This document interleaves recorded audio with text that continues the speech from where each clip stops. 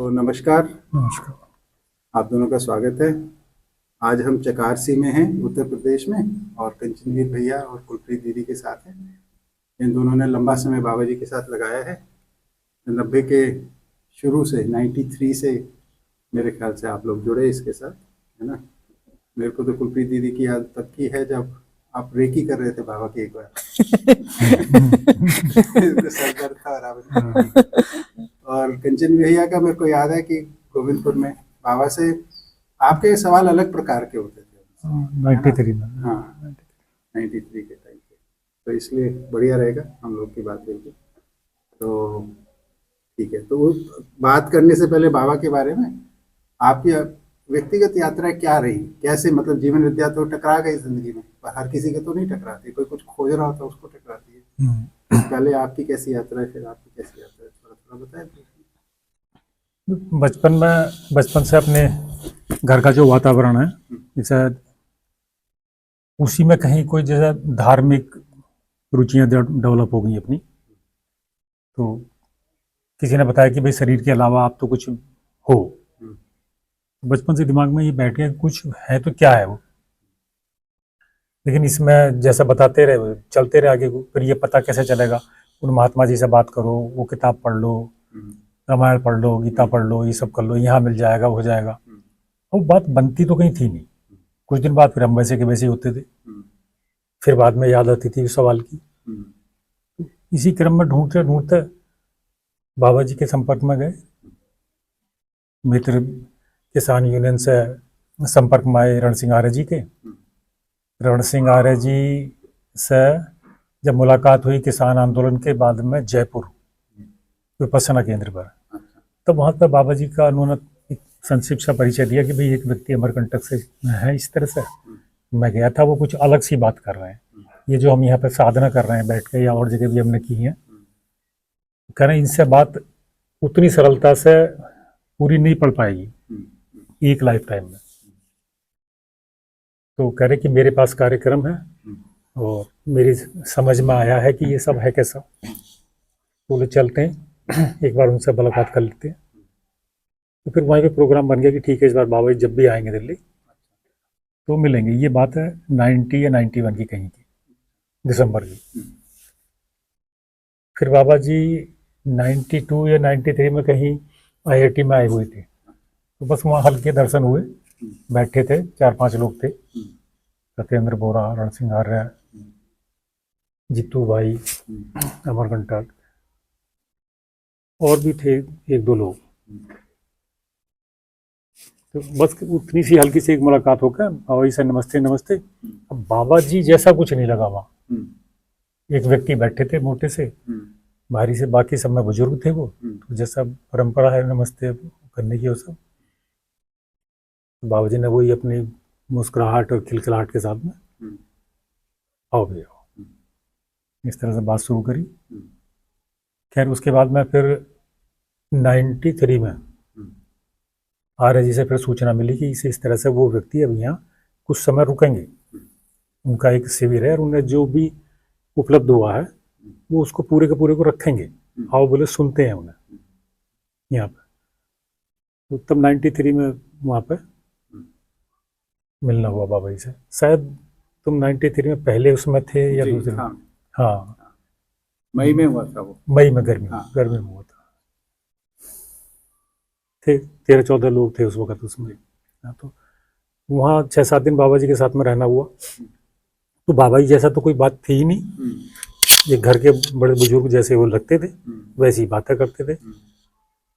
पर जब भी उनके सामने हम पहुँचते या बातचीत होती, खाते हुए, घूमते हुए, आज जाते हुए, तो वो उनका वो विषय कभी नहीं बदलता था।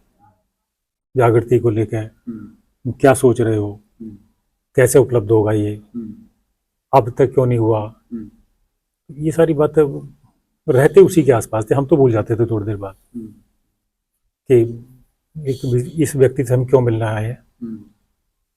तो लेकिन वो नहीं भूलते थे। शाम को सोते समय जहाँ रात को 9 बजे बात खत्म होती थी, अगले दिन सुबह जब उठते थे तो पहली बात वो वही पूछते थे या उसका आंसर देते थे, कल जो भाई वो बात थी तो वो ऐसा ऐसा है। तो बाद में ऐसा लगता था वहाँ बाबा जी भूल जाओ सर, लेकिन वो रहते थे अपनी दुनिया में हमेशा, रहे हफ्ता भर रहे। इस बीच में वो सब बताते थे अपना, बताते क्या थे, दर्शन को जो वहां पर प्रस्तुत कर रहे थे डॉक्टर सत्या, एक तरीके से तब तक उन्होंने उसको तैयार कर लिया था कि इसकी प्रस्तुति कैसे करनी है। और वो शिविर शायद 20 दिन से ज्यादा चला था। हाँ, लंबा था, 7 दिन का नहीं था। नहीं, 7 दिन का कोई चक्कर नहीं था उसमें। 7-8 दिन बाद तो मैं गाँव आया था बीच में, अच्छा, फिर 4-5 दिन रह के फिर चला गया था। वो शिविर चल ही रहा था, अच्छा। तो वो मेरे ख्याल से 20 दिन का तो था, ऐसा अंदाजा है मुझे। उसके बाद भी जो शिविर हुए थे तब भी 20-20 दिन, 1 महीने के बाबा जी के होते थे। बस ये सब चलता रहता था। फिर दिल्ली में डॉक्टर सत्येंद्र गोरा के यहाँ उनका आना, वहाँ मुलाकात होना, हमेशा एक सहज व्यक्ति, और ऐसे मिलते थे जैसे पहचानते हैं नहीं पहचानते ये तो पता नहीं चल पाता था। नाम उनको याद नहीं रहते थे, तो ऐसे ही बुलाते थे, अरे फलाने सुनो, हाँ फलाने सुनो, इस तरह से करके बोलते थे। नाम से ज्यादा उनका लेना देना नहीं था। और प्रश्न जो करते थे वो वैसा ही करते थे, आपको एकदम अंदर अपने लक्ष्य के साथ जुड़ा हुआ। जो बात उन्होंने शुरू में आपसे की थी तो वहीं से पूछते थे, भाई तुम्हें कुछ लगा इसमें, तुम्हारी कोई गति बनती है इसमें? कहा हमें तो नहीं लग रही। कहते चलो फिर ठीक है, फिर दोबारा करते हैं। तो एक एक बात को चाहे उनसे 3-3 4-4 बार पूछ लो, हमेशा बताने को तत्पर, कभी नहीं झल्लाते थे। बुरा नहीं मानना, कुछ नहीं करना, हम भूल गए लेकिन उन्हें याद है, तुम्हारे सवाल का जवाब जो नहीं ये ठीक है, ठीक है आप कह रहे हो तो। पर उस वक्त इतनी गंभीरता के साथ हम नहीं समझ पाते थे, सीधी सी बात तो यही। हाँ, अब बाद में आके लगता है कि हमारे सवाल और हमारी गंभीरता बहुत कम थी, जैसे बाबा जी थे। अब तो याद आती है कि बाबा जी होते तो ये और पूछना था, ये होते तो ये और करना था। करने के लिए हमेशा कहते थे कि भाई समझ के कर लो, कोई दिक्कत नहीं है, करते रहोगे तो ज़्यादा कुछ हासिल नहीं होना इसमें। फिर अमरकंटक का आना जाना, वहाँ हमेशा इतना स्वागत, इतने सत्कार भाव के साथ रखते थे कि ऐसा लगता था कि कोई वीआईपी हो आप।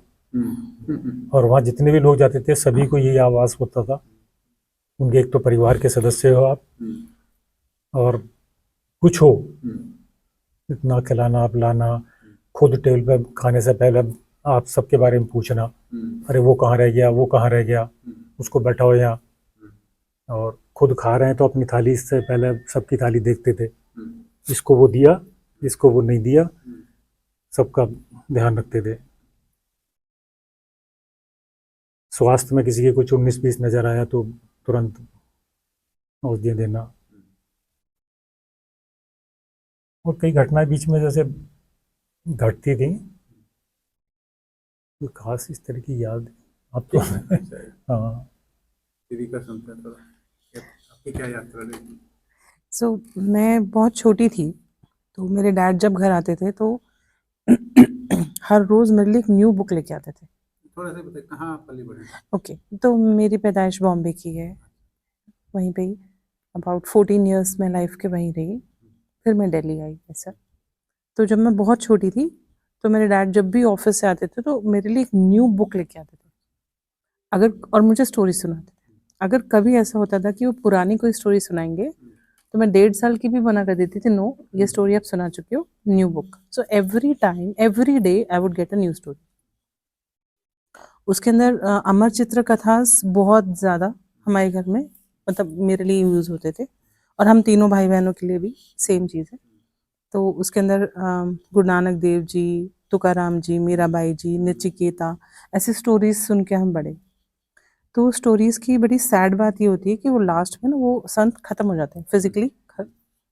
तो छोटे छोटे हाथ होते थे लास्ट पेज पे और रो रहे हैं कि डैडी लास्ट पेज नहीं सुनना हमको, यहाँ तक ठीक है बट लास्ट पेज नहीं, लेकिन स्टोरी सुननी भी जरूर है। एंड ही वुड से कि नहीं, अगर ये सब है तो ये भी रियलिटी, ये भी सुननी पड़ेगी।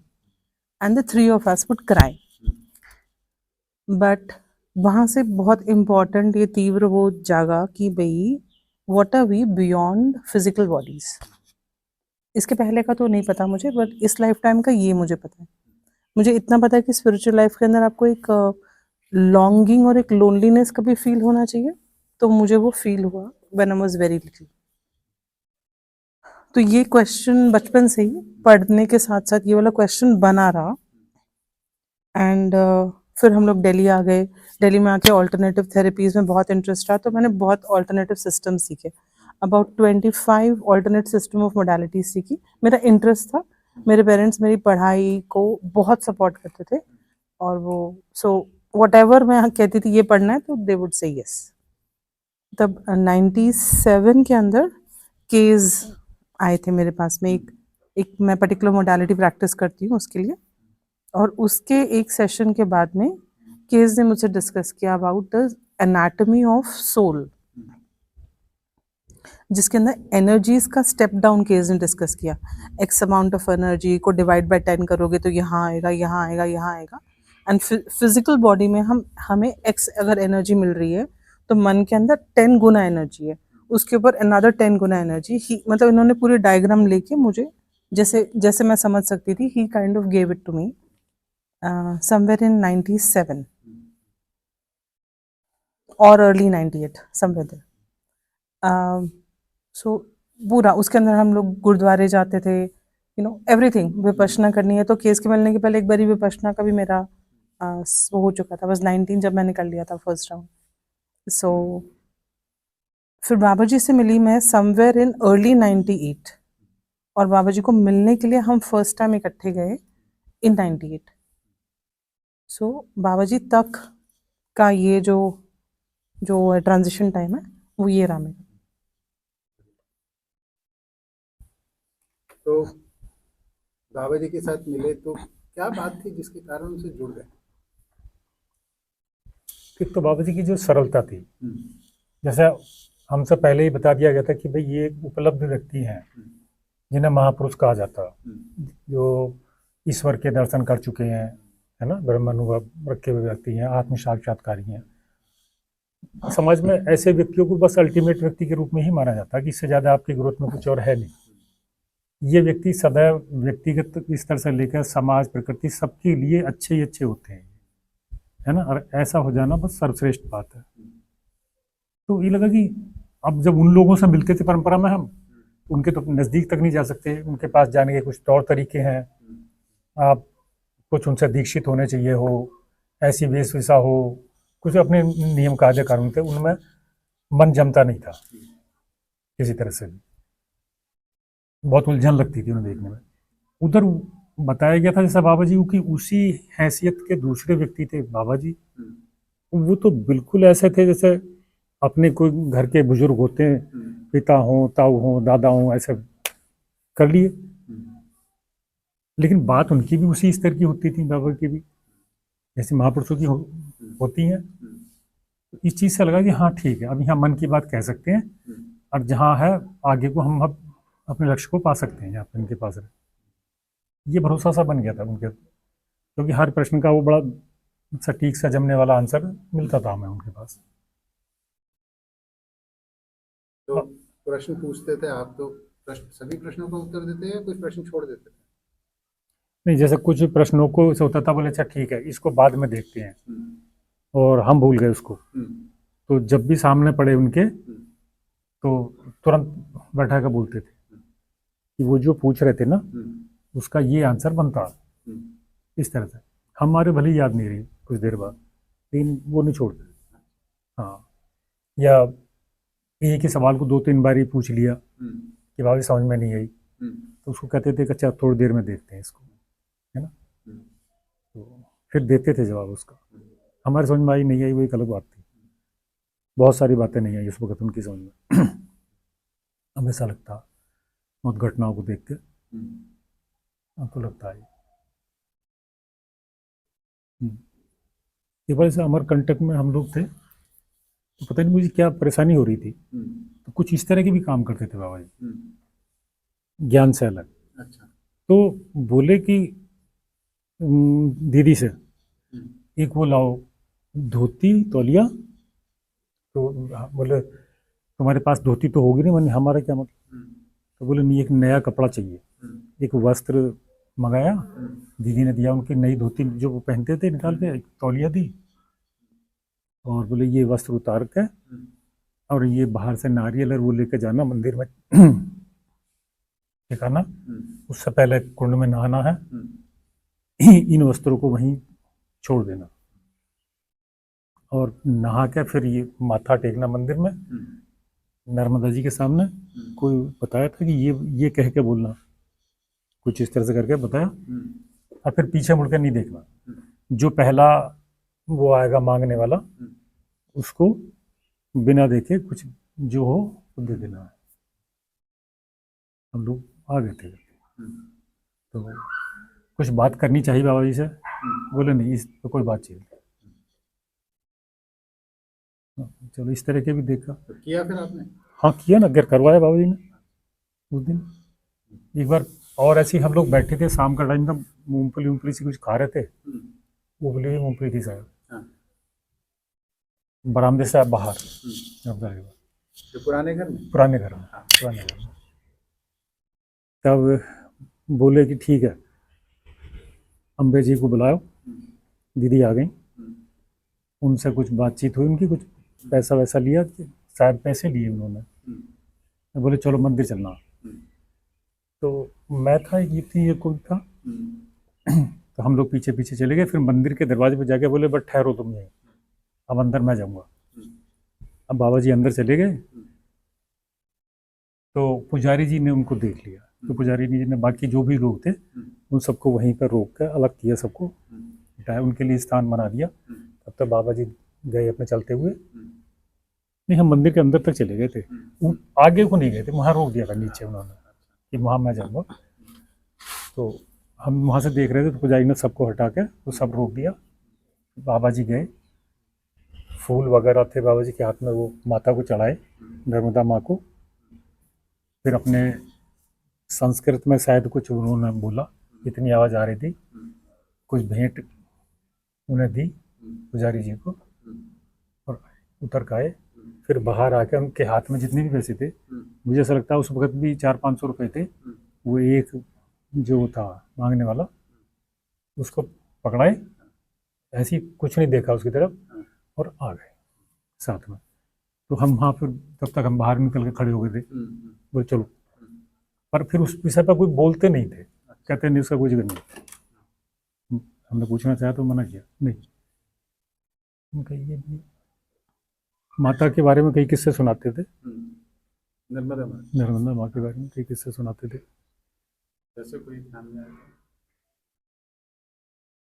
एक तो यही था कि माता मुझे यहाँ लेकर आई थी, क्या था, बच्चा पैदा हुआ था, बाबा जी के यहाँ कोई बच्चा पैदा हुआ था ना, एक बिटिया थी जब वो आए थे अमरकंटक, 2 महीने 3 महीने की कोई छोटी बिटिया थी। हाँ बेटे, वो गुजर गई थी, वो आने के बाद गुजर गए थे वो। तो उनका और वो जाने से पहले कह गई थी कि मेरा कार्य पूरा पूर्ण हुआ, तो बोले कौन, तो उन्होंने कहा कि मैं नर्मदा, और वो चले गए थे वहाँ। एक और किस्सा बता रहे थे बाबा जी कि मैं कुंड के अंदर नहा रहा था, सर्दियों के समय था, 100 किलोमीटर की स्पीड हवाएं चल रही थी, मैं नहाने गया, जैसे ही डुबकी लगाता था तो आवाज़ आती थी कि नागराज जी माता बहुत बीमार है, भागो, कुछ इस तरह का बोलते थे। तो मुझे समझ में नहीं आई कि आवाज़ कहाँ से आ रही है, क्या आ रही है।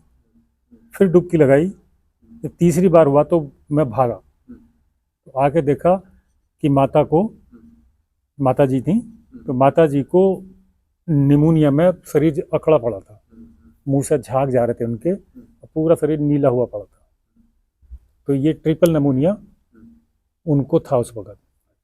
अब इसको ठीक करना का जो था वो कोई सांप के विष से बनने वाली दवा थी, मर्क्यूरी को घोटना था, मरकरी को घोट के जिन्हें कैसे कैसे करके उसको बनाए जाते थे, और सांप के विष का वो दुर्लभ औषधि होती थी जो शास्त्रगत उन्होंने, उनकी माता जी ने उनको सिखा रखी थी, है ना, कहते बहुत कम बनती थी, जरूरत नहीं थी। ट्रिपल निमोनिया के पेशेंट ज़्यादातर राजस्थान से आते थे उनके पास, तो कभी कभार बोले उनके लिए बनाई गई थी वो औषधि।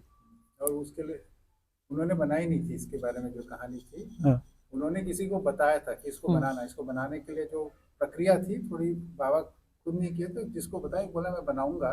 शास्त्र का हाँ, उसने वहाँ बनाई। राजस्थान के थे वो। जी, हाँ। फिर उन्होंने बाबा को वो कुछ औषधि भेज दी थी। हाफ हाफ वो अपने लिए रखी। वो लेके आए थे वो कुछ औषधि, कहा था कि हमारे क्षेत्र में बहुत आराम हुआ है इस औषधि से, तो मेरा बनता था कि आपको कुछ भेंट करूं। कह रहे बस वो ऐसा होता था कि सुई की नोक पर रख के, और वो जरा सा मुंह खोले क्योंकि मुंह बंद हो जाता उसमें, बाबा ने बताया, और वो किसी तरह से जीभ तक पहुंचा दी थी। तो कह रहे वो औषधि 2-3 दिन पहले ही वो व्यक्ति दे गया। कैसी एक दुर्लभ घटना थी वो। जितनी देर में वो बता माता जी चाय बना के लेके आई थी, मतलब उसके दवाई के कुछ मिनट्स के अंदर वो खड़े हुए और वो चाय बना के वो लेके आए थे बाबा जी। बाबा जी के लिए इस तरह की तो बहुत बातें बताते थे। नर्मदा जी का तो कई किस्से सुनाते थे। आप तो थोड़ा जांच परख भी करते थे ना बाबा का। हाँ, हाँ, तो क्या कुछ बताऊं? अब इस तरह की गलती तो याद नहीं आ रही, पर हम तो कई बातें पूछते थे। यही पूछ, जैसे यही था, मंदिर वाला ही था जी। घटना। एक ये थी, कुछ और भी थे, एक बार बता रहे थे, एकदम से तो मेरे याद नहीं आ रही।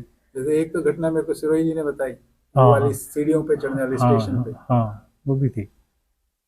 तो क्या क्या था, वो सीढ़ी चढ़ वो रहे हार्ट थे? बीट वाला ना। नहीं, बाबा जी को मैं 2-3 साल से देखता था। हम्म, निजामुद्दीन स्टेशन पर जब वो आते थे हम्म, तो लेने जाया करते। हम्म, तो कई लोग होते थे उनमें, डॉक्टर सत्येंद्र बोरा भी, मैं, हम्म, रस्तोगी जी अक्सर हम्म, लेना आते ही थे अपनी गाड़ी से। हम्म, तो बाबा जी के साथ भी 2-1 लोग होते थे, हाँ, है ना।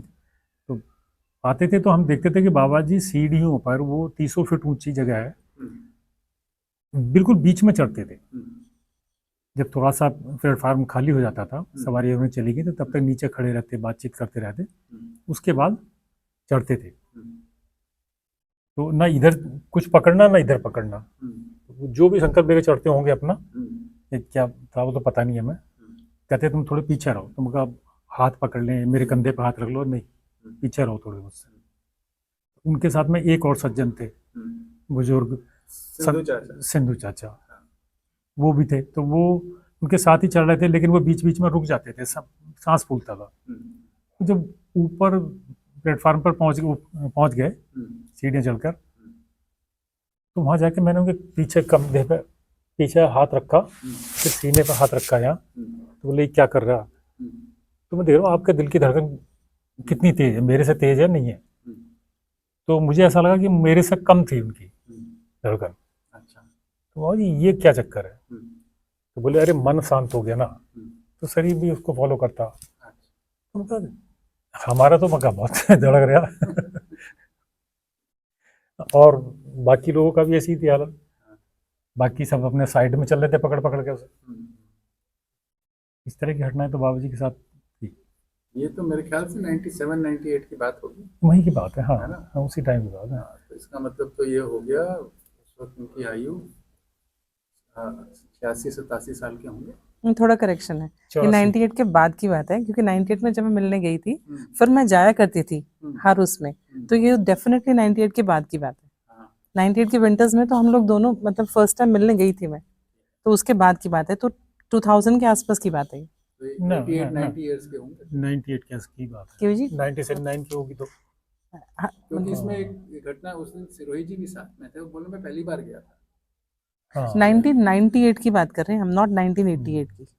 नहीं, 98 की बात ही कर। हाँ जी, 98 के बाद की बात है, क्योंकि 98 में तो हम गए थे, उसके तब तो मैं बाबा जी को मिलने ऐसे नहीं जाती थी। और ये उन टाइम्स के अंदर जो ऊपर नीचे जा रहे हैं, तो उन टाइम्स के अंदर आगे पीछे मैं भी रही हूँ, तो ये उसके बाद की बात है। ये बेसिकली देख लीजिए 78 79 इयर्स के होंगे इस वक्त।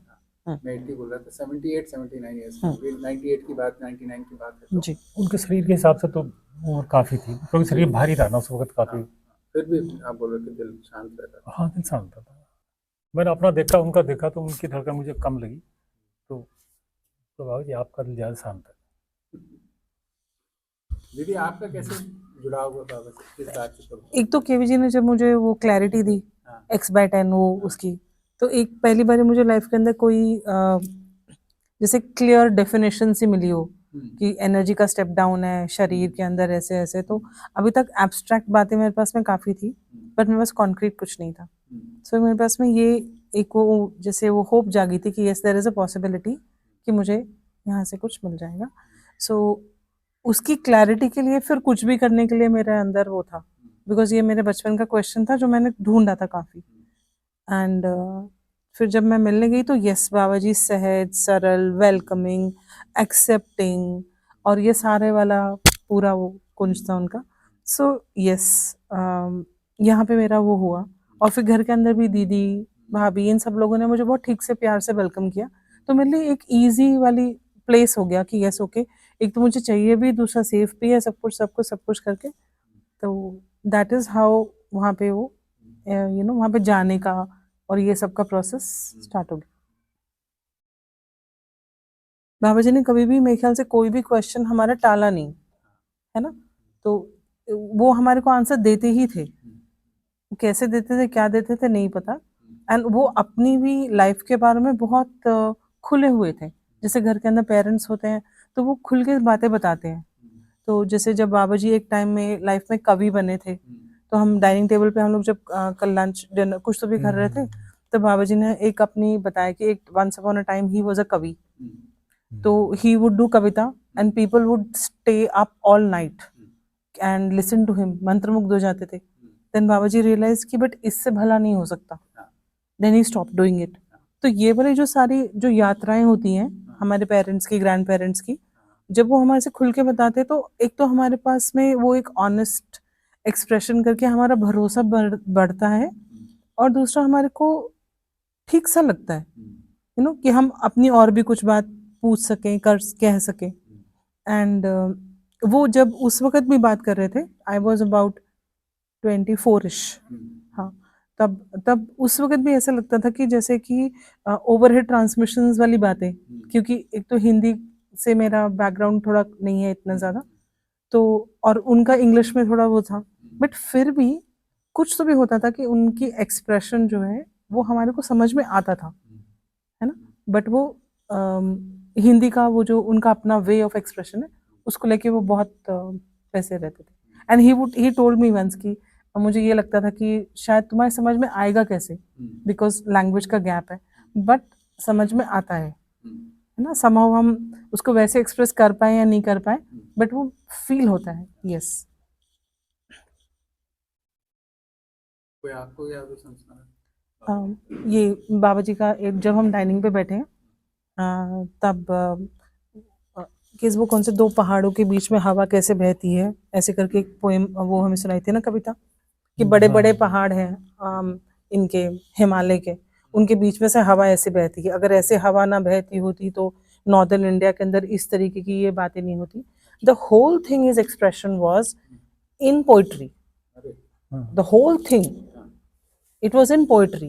And I was like what on earth is going on, मतलब रियली, मतलब फॉर ए 24ish हिंदी में the entire poetry was the कविता was in this कि भाई ऐसे ऐसे यहाँ पे दो हिमालय हैं और यहाँ से हवा ऐसे चलती है, और वो जो हवा है उसके अंदर ये वाले गुण होते हैं, इस करके नॉर्थन इंडिया के अंदर इतनी उपजाऊता है।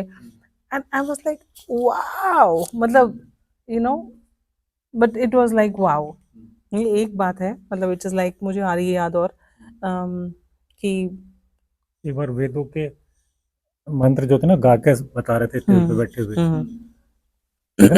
बोले हम बोले वहाँ पे गाते थे खेतों में काम करते हुए बच्चे थे जब अपने गांव में नंसाल में कहाँ रहते थे, तो मंत्र गाते थे कैसे वेदों का उच्चारण, तो उन्होंने कुछ गा के सुनाया था। अच्छा। हाँ, वो वेदों के मंत्र बोले कैसे हम गाते थे खेलते हुए कूदते हुए।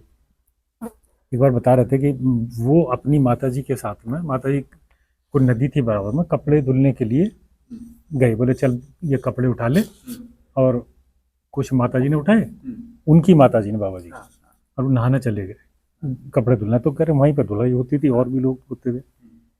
कह रहे अब इतने माता कपड़े धुलती थी, मैं ऊपर बराबर में एक पेड़ था आगे तक उस किनारे से नदी के अंदर, मैं उस पर चढ़ता था कूदता था पानी के अंदर।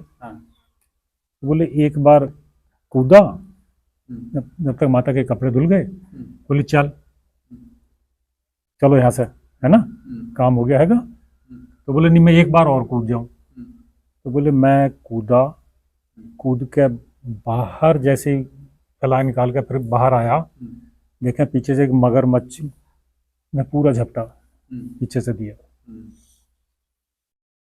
कहते इतनी उससे मैं बचा था उसके अंदर, यहाँ हुआ और यहाँ से निकल गया माता जी। एक और माता जी, अपनी माता जी की एक और किस्सा एक सुनाइए। बताऊँ, जैसे हम अमर चित्र कथा से प्रभावित होते हैं तो साइकोलॉजी और अंडरस्टैंडिंग ऐसे कहती है कि हमारे को जब right brain information, creative information मिलती है तो हमारा ब्रेन बॉगल होता है कि हमारे ये कर सकता हूँ मैं, और वही हमारे अंदर एक वो पुंज इकट्ठा करता है कि मैं इतना ऑनेस्ट बनूं जैसे कि हरिश्चंद्र थे, मैं इतना मतलब मीराबाई जी के डिवोटी बनूं। तो ये सब हमने अमर चित्र कथा में पढ़ा है। अब यहाँ पे बाबा जी जो माता जी हैं, मतलब अम्बा दीदी की मम्मा हैं, उनकी एक स्टोरी है जो बाबा जी ने सुनाई हमें, हम दोनों को सुनाई थी। कि बाबा जी जब आ रहे थे यहाँ पे तो सो माता जी से कहा गया एक बारी कि आप यहीं पे रह जाइए विद हर पेरेंट्स। तो माता जी ने बोला कि no, I will go wherever you have to go. And Baba ji said कि वहाँ पे जंगली जानवर होते हैं, रहने का ठिकाना नहीं, etcetera etcetera. What will happen if I go one day और वहाँ पे मुझे बाघ आके खा जाए? And Mata ji said that's okay, next day जाके मैं वहीं पे बैठ जाऊंगी ताकि बाघ आके मुझे खा जाए, अगले दिन मुझे खा लिया। है ना। फॉर अ चाइल्ड वो क्रिएटिविटी का एक माइंड बॉगलिंग का सा वो एक वो है कि integrity, loyalty, being together with your partner का एक वो है कि you know you have a live example. जब हम उसमें अमर चित्र कथा में पढ़ते हैं तो हमारे पास में टोटल इमेजिनेशन है विद द वर्ड्स, और जब हमारे पेरेंट्स बोल रहे हैं तो हमारे पेरेंट्स के थ्रू हम उसको प्रोसेस कर रहे हैं। यहाँ पे when Baba ji said this story, वो for a child it was like a mind-boggling kind of a thing which was live three-dimensional of a human to a human. तो ये बहुत बड़ी यू नो काइंड ऑफ मेरे लिए तो बहुत इम्प्रेशनेबल वो था, because of the impressionable age and because of the मेरे लिए mind boggling situation. Yes, I come from a family where my parents, my mother was devoted to my dad till he was in the physical body, but still when everybody is young and healthy वो different है, but when you have seen your parent go through something is different. So that is one thing I remembered very clearly of it. एक घटना याद आ रही है, बाबू जी से पूछा कि बाबू जी जैसे संतों महात्माओं के साथ में और बहुत सारी घटनाएं घटती हैं, आपके साथ क्या घटा? कुछ तपस्या के टाइम पर कोई याद आता?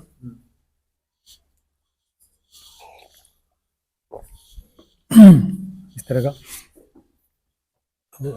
बोले हम लोग वहां से आ गए थे, उस वक्त इस धर्मशाला में आ रहे थे, कुछ समय हो गया था और कुछ अभी वहां से आना जाना बना रहता था जहाँ तपस्या कर रहे थे। अच्छा। सामने थी वो जगह भी। हाँ। तो नर्मदा मंदिर के शायद उस साइड में थे जहाँ बाबा जी बैठते थे। ध्यान है आपको? बिल्कुल ध्यान नहीं। अच्छा, बर्फानी आश्रम की बात कर रहे हैं? उससे पहले उससे पहले वाली जगह। अच्छा। हाँ, तो कह रहे कि वहां से आके हम लोग ने बस रहना सहना शुरू किया था। हाँ। थोड़ा सामान था हमारे पास में ये धर्मशाला ने हमें अपना ये हिस्सा दे दिया था। अच्छा। तो वो जो मुख्य कमरा था उसी में कुछ सामान था, थोड़ी सी रसोई चालू करी थी। हाँ। तो ये बात हुई कि भाई मन में कहीं से विचार उठा।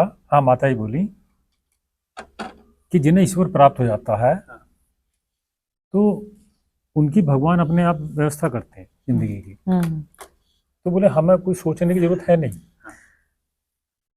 तो बोले फिर कैसे पता चले इस बात का? तो हम दो ही लोग थे। तो बोले फिर आज करके देखते हैं ना, कुछ ऐसा ही। तो हमने उठा के पता नहीं कौन सा दिन बताया, उस दिन घर का सारा सामान उठा के बांट दिया। एवरीथिंग इंक्लूडिंग नमक। अच्छा। घर का कुछ नहीं, मतलब सिर्फ एक टूटी हुई चटाई थी। हाँ। वो नीचे पड़ी हुई थी, उस पर हम दोनों अपने बैठ जाते थे, लेट जाते थे। तो सुबह को ये सारे का सारा वितरण किया था। शाम की बात है, शाम होते हुए एक सज्जन आए और घोड़ा वो गाड़ी घोड़े पे सामान लादे हुए थे, तो उन्होंने आकर प्रणाम किया, पैर वैर छुए, बोले आपने हमें पहचाना नहीं? बोले नहीं भाई। बोले मैं वैद्य जी आपके पास आया था, वैद्य जी कह के बोले थे, और आपसे दवा ली थी, और मेरे वो जो बुजुर्ग थे, जो भी जिनके लिए दवा ले गया था, पिताजी या माताजी होती, वो बिल्कुल ठीक हो गए। और उन्होंने कहा है कि ब्राह्मण से, तब मेरे पास धन नहीं था, धन की भी कमी थी, तो आपने मुझे दवाई भी ऐसे ही दी थी मुफ्त में। तो उन्होंने कहा कि भाई ब्राह्मण का वो नहीं खाया करते हैं, तुम जाओ, और क्योंकि मैं ठीक हुआ हूँ या ठीक हुई हूँ, उनके जो भी थे बुजुर्ग, वो उनको कोई दान बताया, ये ब्राह्मण को ये दान करके आओ। तो मैंने बोल रखा था, और मैं उस ब्राह्मण को चाहता हूँ, बाबा जी को बोले कि जिनकी उनसे मैं ठीक हुआ हूँ, मैं चाहता हूँ। तो उस दान के अंदर जो होता है, उसमें रसोई की नमक से लेकर बिस्तर वस्त्र तक होते हैं। तो वो आदमी 2 घोड़ियों पे वो सारा सामान लिए हुए था। तो करे भाई बताओ इसको क्या क्या कहोगे आप? बोले उस वक्त के टाइम में अमरकंटक तक आने के लिए घोड़ा गाड़ी को अप्रोक्सीमेटली 14 डेज लगते थे। 14 डेज। वो घोड़ा गाड़ी नहीं थी, वो घोड़े थे 2 जिन पर उन्होंने सामान लाद रखा था। कह रहे थे क्योंकि रास्ते नहीं थे, तो पगडंडियों पे आते थे लोग। तो कह रहे कि बताओ, अब बोले अब आप इसको क्या कहो, है ना भाई, मेरे लिए तो संयोग है, पर इसको संयोग भी क्या कहो इसे, आप देख लो, बोले आप जिस नज़र से देखना चाहो। हाँ, एक बार बाबा बोल रहे थे कि मेरे साथ मेरे यात्रा में इतनी घटनाएं हैं जिनको मैं चमत्कार के रूप में बताना चाहूँ तो बता सकता था, पर मैंने उन सबको संयोग देकर, है ना, और उसके अंदर जो भी रहस्य है उसको नहीं स्वीकारा, क्योंकि वो रहस्य से कुछ उपकार नहीं। हाँ ऐसा कुछ। हाँ, ये बात हुई ना अभी, बाबा जी फिर साधना ही शुरू करा दो थोड़ी बहुत। हाँ। कहते नहीं, साधना में फंसने के चांस ज़्यादा है, इस तरह से कम फंसोगे आप लोग, मैं ये कह रहा हूँ। हाँ, कहते थे कि जैसे कभी कभी बैठे बैठे वैसे आंख बंद कर लेते हैं ना, उन्हीं की बात को सोचने के लिए एकदम मना कर देते थे। कहते नहीं, पहले आंख खोलो, आंख खोलो, हाँ मैं भी तो देखूंगा ना। तो उसमें बात करते थे। मरीजों के तो बहुत किस्से बताते थे, अचानक ये चमत्कार भी बहुत बताते थे। एक बार पता नहीं किस बात को बता रहे थे कि आकाश में वो लिखा हुआ दिखाई दिया उन्हें। उनका आकाशवाणी होती है? बोले हाँ, आकाशवाणी भी थी और आकाश में लिखा हुआ भी था। क्या बात थी वो? ये इनका जो अपने क्वेरीज को सॉल्व कर रहे थे उस वक्त। हाँ, कोई आदमी जाता था तो उसको ये बहुत ज्यादा सम्मान नहीं देते थे बाबा जी, इनके पास आता था तपस्या काल में, है ना। बस दवाई दी, वो करा और चल गए, जाओ। कहते थे मानव को खोजने निकले और मानव का ही सम्मान नहीं करते, ऐसा कैसे हो? हाँ, मानव का कुछ इसी तरह का लिखा हुआ आया था एक से उस पर, और वही वाणी गूंज रही थी। तो उसके बाद से फिर कभी कोई व्यक्ति बिना भोजन के या उसके नहीं गया। फिर हम लोगों का ये बन गया था, जो भी रूखा सूखा हम पे होता था, हम हर आए हुए को, चाहे वो मरीज है कोई है, खिलाते ही खिलाते थे। चाहे पानी और गुड़ की डिली ही कभी होती थी तो वही होते थे। तो तभी पूछा था हमने, कहा तो कभी खाना भी कम पड़ जाया करता आपका? कहते नहीं, क्योंकि मैं श्रम साधना करता था, अपने लिए अन्न खुद उत्पन्न करने की कोशिश करता था, तो ऐसी दिक्कत तो नहीं थी। पर फिर भी बोले एक बार बोले हमने जानबूझ के ये किया था। इसका बता रहे थे वो। और वो ब्राह्मी वाली जो घटना है ना, ब्राह्मी, तो बाबा जी को एक बारी कहीं से उन्होंने कुछ पढ़ रहे हैं ऐसे कुछ कुछ, तो उनको ये समझ में आया कि Brahmi is an important thing कि हमें ग्रहण करनी चाहिए फॉर वंडरफुल ब्रेन, ऐसे कुछ। तो वो ऐसे एक जगह थी, वहाँ पे बहुत सारी ब्राह्मी होती थी। सो उसको वो कांटे से कुछ कुछ छुपा देते, ऐसे बंद कर देते थे कि जंगली जानवर वगैरह नहीं जाए। एंड वो उसमें से बहुत बहुत बहुत ब्राह्मी का सेवन करते थे ऑन अ रेगुलर बेसिस। तो एक तो हमारे को लाइफ के अंदर ऐसा कोई व्यक्ति मिल नहीं सकता कि जिसने इतने एक्सपेरिमेंट्स करे हों अपनी body with his health and जिनका इतनी कट्टर इंटरेस्ट है कि भाई मुझे ये चीज प्राप्त करनी है, उसके लिए उन्होंने कितना कुछ करा हो। वो कहते हैं कि बाबा जी की एक पेंसिल की फैक्ट्री होती थी, जो उसमें से बता रहे थे एक बार। जिसमें माता जी भी अबाउट 1000 रुपीज उस जमाने में की सिल्क की साड़ी पहनते थे, है ना। और वो जब अपने इस यात्रा, अपने इस खोज के लिए आगे बढ़े, तो ही लेफ्ट एवरीथिंग बिहाइंड। तो ऐसे वाले लाइफ के अंदर हमारे को बहुत सारे लोग मिल जाएंगे जो कह रहे हैं कि हम इंटरेस्टेड हैं, बट अपने इंटरेस्ट को परस्यू करने के लिए कोई इतना जी पाए, ऐसा रियल लाइफ पर्सन हमारे को देखने के लिए बहुत कम मिलेंगे, बहुत कम मिलेंगे। ब्राह्मी, मतलब he would eat brahmi. I was like, what would you eat? He was like, I would eat brahmi. I was like, okay, fine. एक बार बनारस के बारे में 2-3 किस्से थे, याद नहीं आ रही। एक तो वो तो कहते थे कि मुझे ऐसा लगता था एक टाइम पे आ गया कि जैसे भगवान शंकर से मेरी डेली बात हो जाती है। कोई मन में ऐसा प्रश्न आ गया, कुछ हो गया, तो बोले ऐसी साक्षात्कार हो जाता था। बोले ये तो बोले मुझे होने लगा था वहां पर बोले मैं अपने प्रश्न का जब वो रखता था, तब तक मेरे अंदर बोले ये प्रश्न खड़ा होने लगा था अच्छे से कि मैं क्या हूँ। तो कह रहे उसका आंसर नहीं बन पा रहा था, वहाँ चुप हो जाती थी बात। 2007 में ना हम लोग गए थे बाबा के पास, तो दृष्टा बेटी है, तब वो 12-1 साल की थी। तो उसने उसी वक्त में शिविर किया था पहला अपना। तो उसके बाद वो जीवन विद्या एक परिचय पुस्तक पढ़ी थी। तो उसके जो शुरू में लिखा हुआ है, राजन महाराज ने एक परिचय से दिया हुआ ना पुस्तक का, उसमें उन्होंने लिखा है कि बाबा को ना देवी देवताओं का साक्षात्कार होता है। तो उसके अंदर प्रश्न बना कि क्या देवी देवता होते हैं जिनका साक्षात्कार होता है? तो बहुत छोटी सी थी, बाबा बहुत बड़े हैं तो बड़ी धीमी सी आवाज में बोलते थे, बाबा को सुनाई नहीं देता। तो मैंने उनसे फिर पूछा, बाबा ऐसा पूछ रहे, वो पूछ रहे थे बिटिया क्या पूछ रही है, मैं बताया ये पूछ रही है। तो फिर उसको बड़े अच्छे मन से बताए कि नहीं देखो बेटा, देवी देवता नहीं होते, ये सब हमारे मन की कल्पना ही थी, हाँ, जो हमें दिखती थी। हाँ, ऐसा बोल कितने 99% ये होते हैं, 1% में कुछ होता है। मेरे को ऐसा बोले कि ऐसा ही है। तो मैं बोला ऐसा कैसे बोल सकते हो भाई, आपको दिखता था, इसकी 2 संभावना है, आपकी कल्पना भी हो सकती है, कोई एक्चुअल भी हो सकता है, आप कैसे कहते हो कि ये कल्पना ही थी?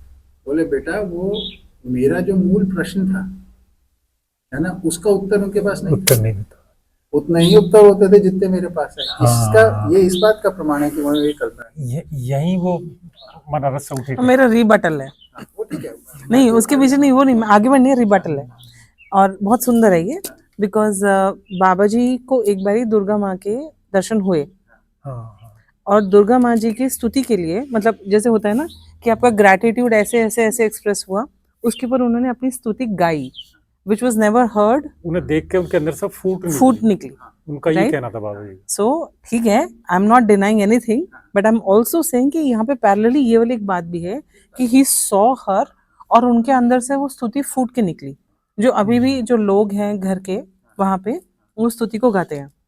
हाँ, तो देखिए जो दिख रहा है, जिसको दिख रहा है उसके लिए तो उस वक्त रियलिटी होती है, उस वक्त ये इवैल्यूएशन बाद में दे रहे हैं जी। मतलब मैं सिर्फ इस पिक्चर के साथ ये पिक्चर का एक हिस्सा और रख रही हूँ। मतलब देखिए हमको तो ऐसे ही लग रहा होगा ना कि हम ये तो हमारे सामने है, वस्तु है, बातचीत होती है भाई, फिर बाद में एनालिसिस आप बोल रहे हो, इवेंट के अंदर एनालिसिस नहीं होता, हाँ जी, तो एक्सपीरियंस होता है। ट्रू है, एनालिसिस बाद में है कि इसका कारण क्या है, तो बाबा फिर उसका एनालिसिस देना कि नहीं है। और बहुत बहुत ब्यूटीफुल है, जैसे कि ना कि एक डिवोटी से जो निकलता है ना एक्सप्रेशन, अगर आप उस स्तुति को सुनोगे तो उसके अंदर वो एक डिवोटी का एक्सप्रेशन है। हाँ, बनारस से तो इसीलिए उठे थे बाद में। बनारस की बात थी ना कि मुझे कौन सी वाली, विश्वनाथ। हाँ हाँ, वो बनारस तो 1 वर्ष के लिए बोला था ना। हाँ, तो लेकिन गए तो किसी और काम के लिए थे, गुरु जी के पास शादी को रुकवाने के लिए। उन्होंने बोला कि नहीं, तुम बनारस में जाके भजन करो। कुछ ऐसा बोला तो लेकिन उन्हें साधनाओं में सफलता बड़ी तीव्रता से थी, एकदम वहां तक पहुंचते थे। यहाँ बल्कि काफ़ी समय लगा अमरकंटक के अंदर। जैसा बताते थे कि शुरू में तो कई साल तो बोले कुछ उठा ही नहीं। और बाबा जी के पैर में जब दर्द होती थी, जो साधना में बहुत लंबे लंबे देर तक बैठे थे, तो उनके पैर में दर्द होती थी, तो ही वुड टेल हिमसेल्फ कोई बात नहीं, वंस यू अकॉम्प्लिश इट, पैर को बहुत दबाएंगे लोग। ही वुड टेल अस, कि भाई, है ना, हाँ, खूब सेवा करेंगे, तो कोई बात नहीं, अभी कर लो इस काम को। I would ask him ना ऐसे वाले question, you could sit for meditation for 6 to 8 hours, so he would say yes. He said, and you would not want to go to the washroom. They would say, no, there is a process, you empty out your system and then you sit and you can sit. So he would share to that level, है ना, ऐसे बताए थे ना। लेकिन हाँ, माता जी कहती थी कि इन्हें कुछ घंटे का तो कहते हैं ये, लेकिन बाद में आके तो बोले कई दिन भी इनको पता नहीं होता था, पड़े रहते थे। और फिर उठते थे तो उसमें भी बोले संभालना पड़ता था शरीर को, ऐसे झूमता सा। तो मसल जो आउट ऑफ यूज हो जाती है तो फिर हाँ, ऐसा कह लो आज की तारीख में, बाकी दिमाग कहीं और ही चलता था, अगर झूमते से चलते थे, पकड़ना पड़ता था इन्हें। मसल की बात नहीं थी, दिमाग जो है ना, हाँ उसका भी डिसोरिएंटेशन, हाँ डिसोरिएंटेशन वाली बात होती थी उसमें, कहीं और लगा होता है। और लगा हुआ था, वो चक्कर था सर। तो इतनी सारी बातें अब तो दिमाग में ही नहीं आती, कौन सी कब कहाँ हुई। नहीं, बाबा जी का तो जो जब बैठते थे बोलते ही थे बाबा जी, तो फाइनली उस जो लोग आ रहे हैं महात्मा, उनके बारे में बोलने लगते थे। कई लोग सामने आते ही थे। एक बार एक यहाँ से आए थे गढ़वाल से, कौन से वही धारी पीठासीन महाराज कोई, अच्छा कई लोग थे वो। अच्छा, तो बड़े सजे हुए मेकअप से, मैं तो बाबा जी बड़े सत्कार करते थे, आइए आइए बैठिए। इधर बाबा जी का वो होता था तखत पड़ा हुआ, और सामने की तरफ सोफे में सभी लोग बैठते थे।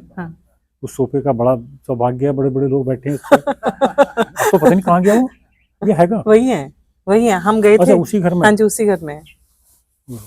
हाँ जी। तो उस पर आके बैठे वो, कैसे कैसा आना हुआ, क्या यहाँ पर आए थे तो पता चला कि ज्ञान मार्ग के आप बड़े व्यक्ति हैं। मैं इस तरह से गीता का वो अब तक इतने बार वो कर चुका हूँ, इतने लोगों को करा चुका हूँ, इतने हजार लोगों का ये हो चुका। कहाँ रहते हैं?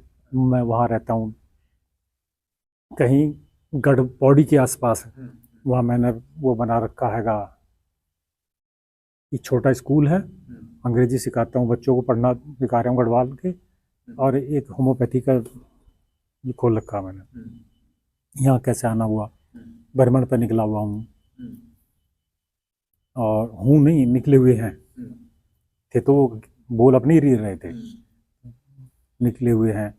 तो बोले ये जो आप बच्चों को सिखा रहे हैं और ये जो चिकित्सा कर रहे हैं, और आप जो गीता का इतना पाठ पढ़े हुए, इसमें आपस में क्या सामंजस्य है?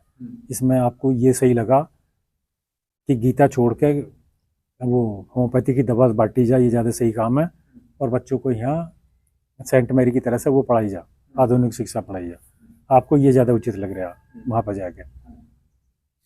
तो सक पका गए वो। बोले नहीं, मेरा मकसद ये नहीं है, मैं योग भी सिखाऊंगा। ठीक है, योग भी सीख जोड़ लेते हैं इसमें। अब क्या निकला इसमें से? अब थोड़ी देर में, इतनी देर में साधन जी वो थोड़े सेव वगैरह चाय लेके आ गए उनके लिए। आप क्या लेंगे? फल लीजिए पहले। तो इस तरह से हमने देखा बाबा जी बड़ा सत्कार करते रहते थे और धोते रहते थे। हाँ, आदमी को उसके मूल मकसद पर, जो ऐसे आते हैं ना कि वस्त्र ऐसे कर वो काम रहे हैं, तो उनको उधर खींचते थे, ध्यान करते। बोले नहीं, ये सब नहीं, वो कराते थे। तो व्यवहार कैसा लगता था बाबा जी का? न्याय की बहुत बात करते हैं, न्यायपूर्ण का व्यवहार। हाँ, खूब मतलब जैसे जाने ये के बाद न्याय में, की तो बात है कि अगर उस व्यक्ति के लिए भी न्याय की बात है जो उसने रंगीन कपड़े पहने हैं और लेकिन वो अपने रास्ते से भटक गया है, तो उसको भी तो ला रहे हैं। उसको धोना तो हमारा ऑब्जर्वेशन है, बट उसके लिए तो बहुत बड़ा उपकार है लाते खींच के वहीं थे, है ना, उसके लिए तो बहुत बड़ा उपकार है। शिष्टता छोड़ते थे क्या? नहीं, शिष्टता बनाए रखते। नहीं, हमारे शिष्टता सामने तो नहीं। कभी ऐसा देखा नहीं। कभी हमसे भली तेज आवाज में बात कर ली हो, उसको बाद में समझौता हो जाता था। हाँ। कि आपने ऐसा क्यों कहा? बोले नहीं, कभी बात, आवाज में भी- हाँ बात पहुंचानी पड़ती है वहाँ। हाँ, और फिर हमने कहते कि जब हम आराम से सुन रहे हैं तो ऊंची आवाज से क्यों बोल रहे हो, तो बोले ठीक है मैं अपनी टोन बदल लेता हूँ। ये टोन बदल लेते हैं। हाँ, ऐसे तो कई लोग बट सामने आए उनके, अंदर हमेशा हमारे लिए ही हित है ना, हमारे लिए ही भला और हमारे लिए ही सही का भाव तो कभी नहीं हिलेगा, है ना। ये वाली बात तो कुछ भी आवाज जैसे पेरेंट्स भी हैं, आवाज ऊंची करो नीची करो कैसे भी करो, बट हमारे लिए हित और हमारे लिए भले का भाव नहीं हिल सकता, वैसे बाबा जी के पास नहीं हिल सकता। संबंध का निर्वाह कैसा था? बहुत अच्छा, है ना। मुझे बचपन में कभी वो हुआ था, हेपेटाइटिस हुआ था, नहीं पता कि कौन सा ABC वाला, कोई कहानी नहीं पता, बट इतना पता हेपेटाइटिस हुआ था। जब उन्होंने वो मुझे मिले थे तो मैं 25 थी, ये जब की बात है, मुझे याद है क्योंकि ये वाली बात हुई थी ऐसी। तो बाबा जी ने बोला कि अभी तक उसकी प्रॉपर रिकवरी नहीं हुई। तो आई वाज लाइक मेरे हाथों में ना रेड कलर ज्यादा है, आपके हाथ में रेड कलर कम है। तो बोले बेटा आयु की भी तो बात है। एंड देन फिर साधन भैया को बोले कि बेटा को मालकंगनी कोई दवाई है कि वो दवाई इतने कैप्सूल दे दो और ये खानी है। And every time I would have the capsule, मेरे हाथ का रुआं खड़ा हो जाता था। सो ही वुड, जब संबंध के निर्वाह की बात है तो हम कोई भी हो वो दूसरा नहीं होता था। जैसे अनन्य कहते हैं, तो आपको अनन्य एक्सपीरियंस करना है तो आप बाबा जी के पास कुछ दिन रह जाओ तो आपको अनन्य क्या होता है समझ में आएगा। मतलब वर्ड की डेफिनेशन बाद में समझ में आएगी, एक्सपीरियंस पहले समझ में आएगा। हाँ, बाद में समझ में आता है अच्छा ये अनन्य होता है जो ऐसे जिया जाता है। जैसे संबंध शब्द है ना, हाँ ये सुनते तो हमेशा ही रहे हैं, जी, पढ़ते भी रहे, लेकिन बाबा जी के पास जाके ही वो खुलता, वहीं जाके खुला कि संबंध संबंध संबंध कर रहे हैं, ये तो कुछ है ही नहीं जो हम कर रहे हैं, ये तो वहां जाके बैठा मन में ना। बाबा जी का आपके साथ कैसा संबंध निभाया उन्होंने व्यक्तिगत रूप में, अगर आप देखें? मतलब मेरे एक पास तो पिता बहुत जैसे, सुंदर सुंदर पिता से भी बड़े व्यक्ति का, पिता से भी बड़े व्यक्ति। लेकिन मैंने देखा कुछ जो यंग लोग थे उनसे बड़े मित्रता जैसी बातें भी करते थे। अच्छा, हाँ, मैंने यार शब्द का यूज करते हुए सुना, कर है ना। हाँ, मुझसे भी कम उम्र का लड़का, उसको यार शब्द करके भी साला भी बोल देते थे एक आधी बार। तो ये साला तो नहीं नहीं देखा। उस रूप में कि साला ऐसा हो गया कुछ करके कहीं अच्छा, एक आधी बार अच्छा। कभी उनके मुंह से, फिर उसको बोलते थे ये गलत शब्द आ गया, अच्छा, ऐसा करते। नहीं या तो सीधे बोलते थे। एक बार एक मिसअंडरस्टैंडिंग हुई हमारे दोनों में, है ना। तो जैसे क्योंकि मेरा बैकग्राउंड थोड़ा डिफरेंट है तो ऐसे करना कि परफेक्ट बढ़िया, ऐसे थोड़ा जेस्चर्स को मेरा यूजिंग ज्यादा रहेगा क्योंकि ठीक है हम ऐसे ही बड़े हुए हैं। तो केस थोड़ा सा अनॉय हो गए बिकॉज ये जेस्चर्स नहीं यूज करेंगे ज्यादा। तो बाबा जी से मिलने गए नेक्स्ट डे मॉर्निंग और बाबा जी ने ऐसे ही जेस्चर किया, हाँ, कई बात ऐसी होती थी कि इधर हमारे same gesture and I was like all right.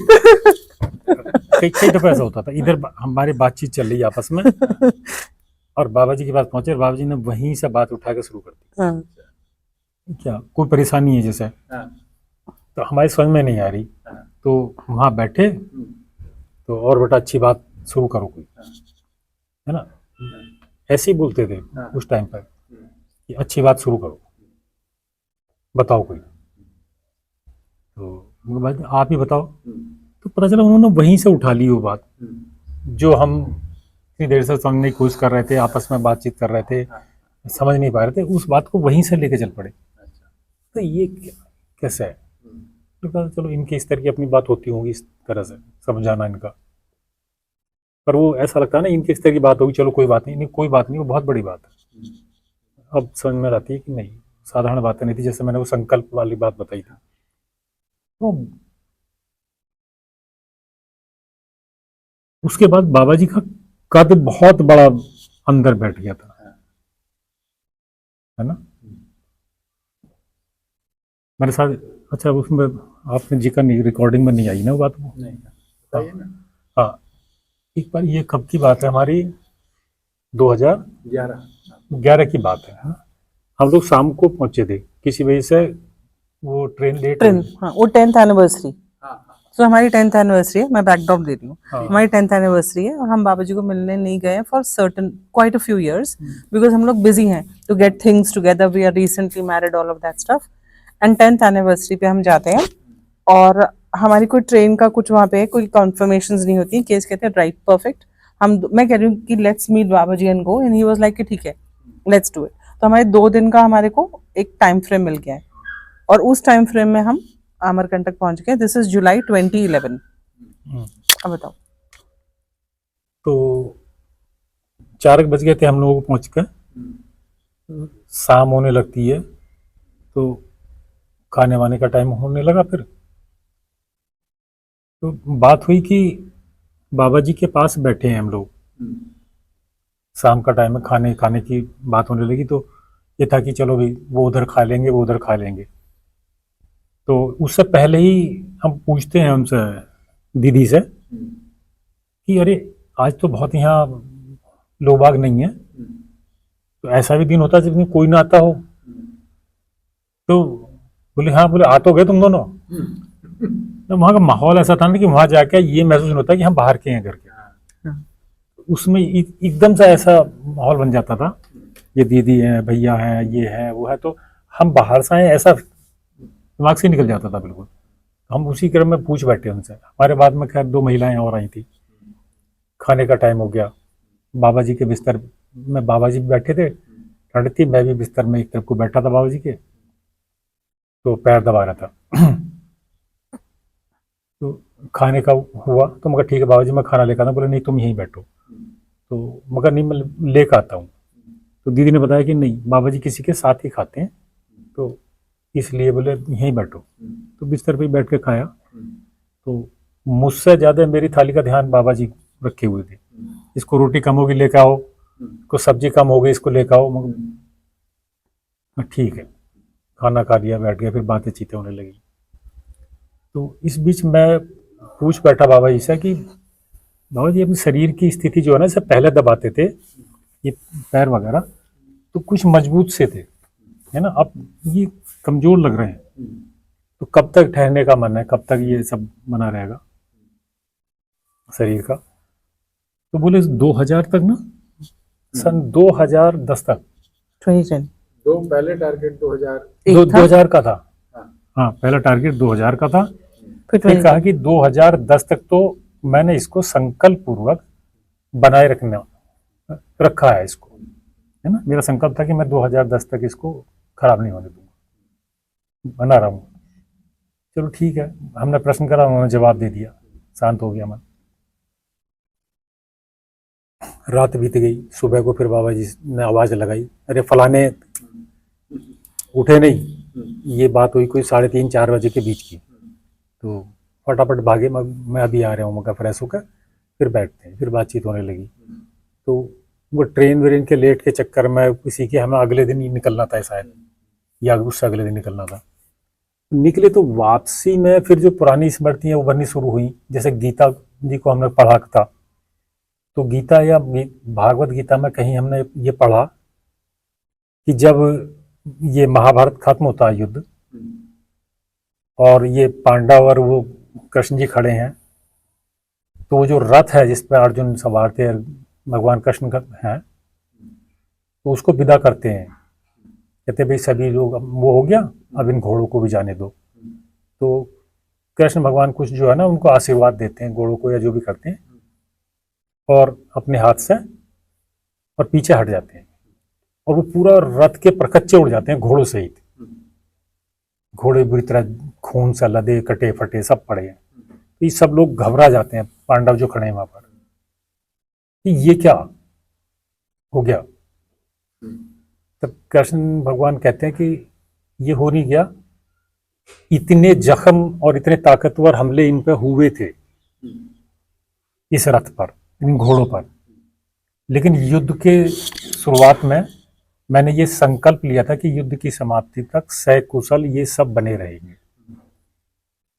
वो स्मृति मेरे अंदर उभर का आई एकदम से।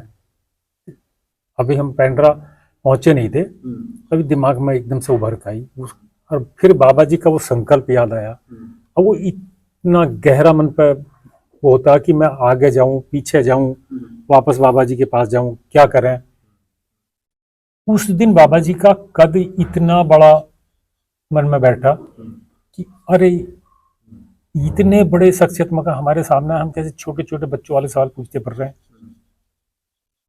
तो वहां उनके आंसर से लगा कि ये तो सत्य रूप में हमने आदमी सामने हैंगे हमारे, जो सीधे सीधे कह रहा कि चेतना पदार्थ को कंट्रोल करती है। ये प्रमाण है बिल्कुल। गीता जी का हम पर प्रमाण नहीं, वो बात की बात है, इसीलिए उस पर ध्यान भी नहीं देते कि ये तो ये रहे। कहा उस वक्त क्यों नहीं दिमाग में ये बात आई। वो आज तक ऐसी मन में बैठी हुई है। उस घटना ने बाबा जी का एक अलग स्वरूप बड़ा कर दिया दिमाग के अंदर। अब लगता है यार कैसे आदमी थे बाबा जी। ये बड़ी बात है बिल्कुल। मुझे ऐसे उस दिन से ऐसा ही लगता कि चेतना कैसे मटेरियल को कंट्रोल करती है। अब तो बहुत छोटी चीजें हैं, मनोविज्ञान की, इनकी उनकी सब बातें करने लगे, है ना। बाबा समाधान समृद्धि की भी खूब बात करते थे। तो बोलते थे मैं प्रमाणित हूँ और आप लोग को प्रमाणित होने के लिए प्रेरणा देता हूँ, समझाता हूँ। तो उनके समाधान समृद्धि के स्वरूप को आप लोग कैसे देखते हैं? उनका यहाँ पे आके जो है ना, एक ज्ञान के, अध्यात्म के, इस सब के बड़े व्यक्ति के रूप में तो वो ठीक लगते हैं ना। लेकिन ये जो समाधान की तरफ जब हम जाते हैं ना, तो वो हमारे समझ के रूप में तो समाधान दिखाई देता। लेकिन जब समृद्धि के कार्यक्रम में इस संसार में अब हम जीते हैं ना, यहाँ पूरा नहीं पड़ता। इसके तो नियम तो इसका नहीं कह सकते, ये तो इतना अनियमित है कि इसमें नियमित रूप से कुछ नहीं कर सकते, है ना। जैसे इसमें तकलीफें हैं, जैसे अन्याय है, वो सब उतना ही झेलना पड़ता। आपके मन में समाधान है, वो ठीक है, आप चलते रहो अपने व्यक्तिगत तौर पर। यहाँ तो पूरा होता हुआ नहीं लगता। जैसे बाबा जी के कार्यक्रम में भी एक चीज नजर आती थी कि एक गोली के, एक कैप्सूल के पैसे वो किसी से 100 रुपए भी ले रहे हैं, और जो व्यक्ति जागृति के अर्थ में वहां जा रहा है उसे फ्री भी बांट रहे हैं 100 कैप्सूल। तो वो नियम तो कोई नहीं बनता दिखाई देता उसमें, है ना, कि एक आपने ये नियम बना लिया ऐसे करेंगे, वो तो चलता हुआ नजर नहीं आता। तो वो ठीक है कि जो लोग जागृति के अर्थ में जाते थे उनके प्रति उनकी दया करुणा जो भी मन में आता था, प्यार था बच्चों के साथ सबके लिए, उस अर्थ में वो सोचते ही नहीं थे उस बात को तो लेकर। जैसे उनके घर के लोगों के लिए सारे सामान उपलब्ध थे, वैसे ही हम जाने वालों के लिए, आप लोगों के लिए, सबके लिए उतना ही होता था। अगर आंख में डालने की वो 20 ml की एक छोटी शीशी के 20 रुपए ले रहे हैं, है ना, और हमने कहा बाबा जी वो आंख के लिए दवा लेके जाएंगे, तो सुबह को साधन जी या दीदी ने पता चला कि वो 600 ml की पूरी बोतल दे दी, है ना। तो ये तो एक परिवार की तरह से जीने का प्रमाण उनका गजब था। पर इसको अगर कार्यक्रम के रूप में वैसे देखें हम आर्थिक रूप से, तो नहीं बैठती ना फिर। मेरी स्वीकृति तो ऐसी होती है कि जहाँ पे भी उदारता है वो समृद्धि का प्रमाण है, हाँ, है ना। जहाँ पे भी मतलब विपन्नता दिखेगी, यानी लेने की प्रवृत्ति ज्यादा दिखेगी देने से, वो तो हाँ वहाँ तो कंगाली का प्रमाण हाँ वहाँ कंगाली है ना। और जहाँ उदारता है वहाँ समृद्धि। हाँ, अब बात ये आती है ना कि जो आदमी 20 ml के 20 रुपए दे रहा है वहाँ, हाँ, है ना, तो वो कहता है यार हमारे प्रति तो न्याय नहीं हुआ। वो अलग पक्ष है। मैं तो बोल रहा हूँ कि देखिए हर व्यक्ति अपना सारा माल तो नहीं दे सकता, लेकिन वो काफी सारा अपना जो भी उत्पादन था उसका एक हिस्सा उसमें खूब देते थे। तो उदारता उस रूप में कहता हूँ। एक सज्जन वहाँ चावल लेकर आते थे बाबा जी के पास में, छत्तीसगढ़ में कहीं अंदर से कोई विशेष चावल था, सुगंधित चावल, कोई बड़े खास तरीके का। तो वो व्यक्ति कोई 20 किलो चावल लेकर आए होंगे। तो पूरी कहानी बताते थे कि कैसे तैयार होता, हम लोग सुनते थे भी कहाँ से लाते हो क्या होता। उन्होंने बताया कि छत्तीसगढ़ के इस इलाके से वो व्यक्ति वैसे ही बताते थे कि मैं करीब करीब 40 किलोमीटर तो चल के ही आया हूँ, 20 किलो सामान रख रखा, 2 लोग थे, और जब वो जाते थे तो उन पर 20 में भी कम से कम 30 किलो सामान होता था। बाबा जी इतना दे देते थे, इनको वस्त्र बनाओ दीदी से, इनको वस्त्र बनाओ, इनको जूते भी पहनाओ, इतना कर देते थे उनके लिए कि वो 20 किलो का कोई मतलब नहीं था उस बात को सोचने का। फिर जो उनका भाव होता था कमाल का था। वो आदमी भी कमाल के थे जो इतनी दूर से सब लेकर आते थे, लेकिन उस व्यक्ति में भी हमें कहीं ऐसा नजर नहीं आया कि वो पैसे की या कुछ लेने की अपेक्षा से आया वो बाबा जी के पास, कहीं नहीं होता था वो। 2-3 बार टकराए वो व्यक्ति। हाँ, बुजुर्ग से आते थे, 2 लोग होते थे, कभी नहीं होते। बाहर बरामदे में जो सोते थे ना, वो नर्मदा की परिक्रमा करने वाले, नर्मदे हर नर्मदे हर तो कई नर्मदे बार, हर करके सोता है। हाँ, तो कई बार हम देखा कि किसी पे कपड़े नहीं है, कोई ठंड में है, कोई महिला है, उनको अम्बे जी से वो कराते थे, वस्त्र दिलवाते थे। और सिमिलरली अगर कोई स्मोक कर रहा है तो उसे बाहर भी निकला दिया। हाँ, उसको कहते हैं इसको उठाओ यहाँ से, कहो कि बाहर से कहीं जाके यहाँ से हटाओ। गलती नहीं सहन। हाँ, उससे बाकी लोगों को परेशानी होती है, असामाजिक मानते थे उसको। एक बार हम लोग बरामदे में खड़े थे, बारिश हो रही थी, तो सांप आ गया और बाबा जी ने उसको, एक वो हाथ में को डंडी सी थी बाबा जी के, उसको वहीं पे मार दिया। अच्छा, मार दिया? हाँ, बाबा जी सांप मार दिया आपने? तो बोले हाँ, दुष्ट की कोई जगह नहीं है। एक बार एक बहुत बड़ा सा कुत्ता बारिश में भीग कर ठंड में वो भीतर घुस आया, तो एक डंडा उसको दिया। अच्छा, बोले नहीं, तुम्हारी जहाँ जगह है वहीं जाओ। ये क्या, तो लगता है मगर बाबा जी ने मगर बाबा जी तो हिंसा हो गई, जीव हत्या हो गई। जीव हत्या हो गई। यार वो शिरोई जी तो बड़ी फेमस कहानी सुनाते हैं ना उनकी, हाँ, कि जो अव्यवस्था करता है, पशु हो या इंसान हो, उसकी कोई जगह आवश्यकता कोई आ सकता है नहीं, कोई आ सकता है, निपटा देना चाहिए। वो तो मैंने देखा था सांप वाला, तो बाबा जी का देखा? इतना बड़ा सांप होगा, अच्छा, वहीं डंडी मार दी उसका। खड़े खड़े क्या करते हो।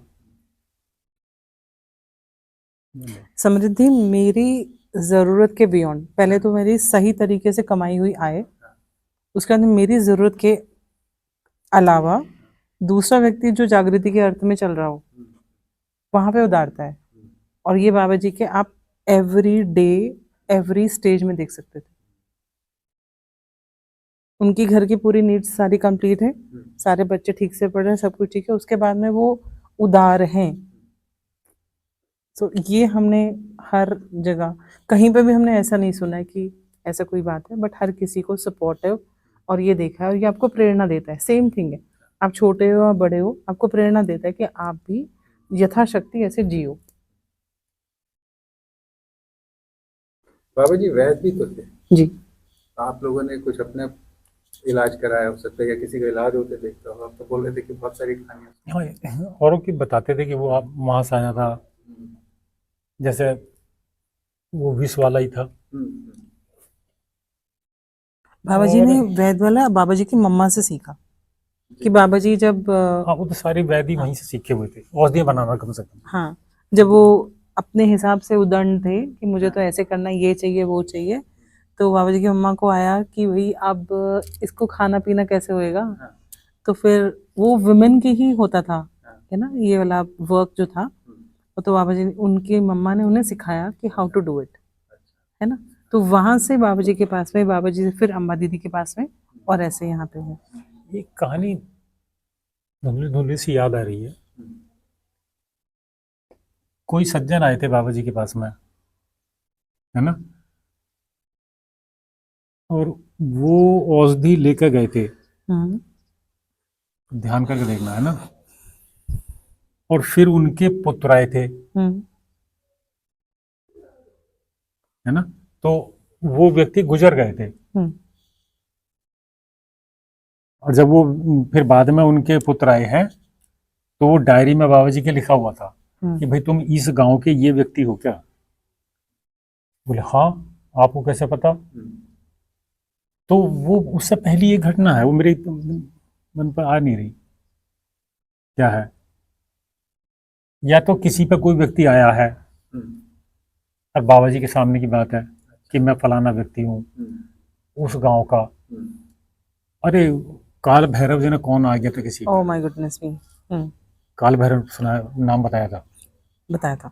ध्यान आ रही हो हम्म, कि वो पूजा के अंदर वो व्यक्ति बैठा हुआ मेरा वो कर रहा हैगा, सिद्ध करना चाहता है मुझे, और मैं अभी उसको बता सक के आया हूँ।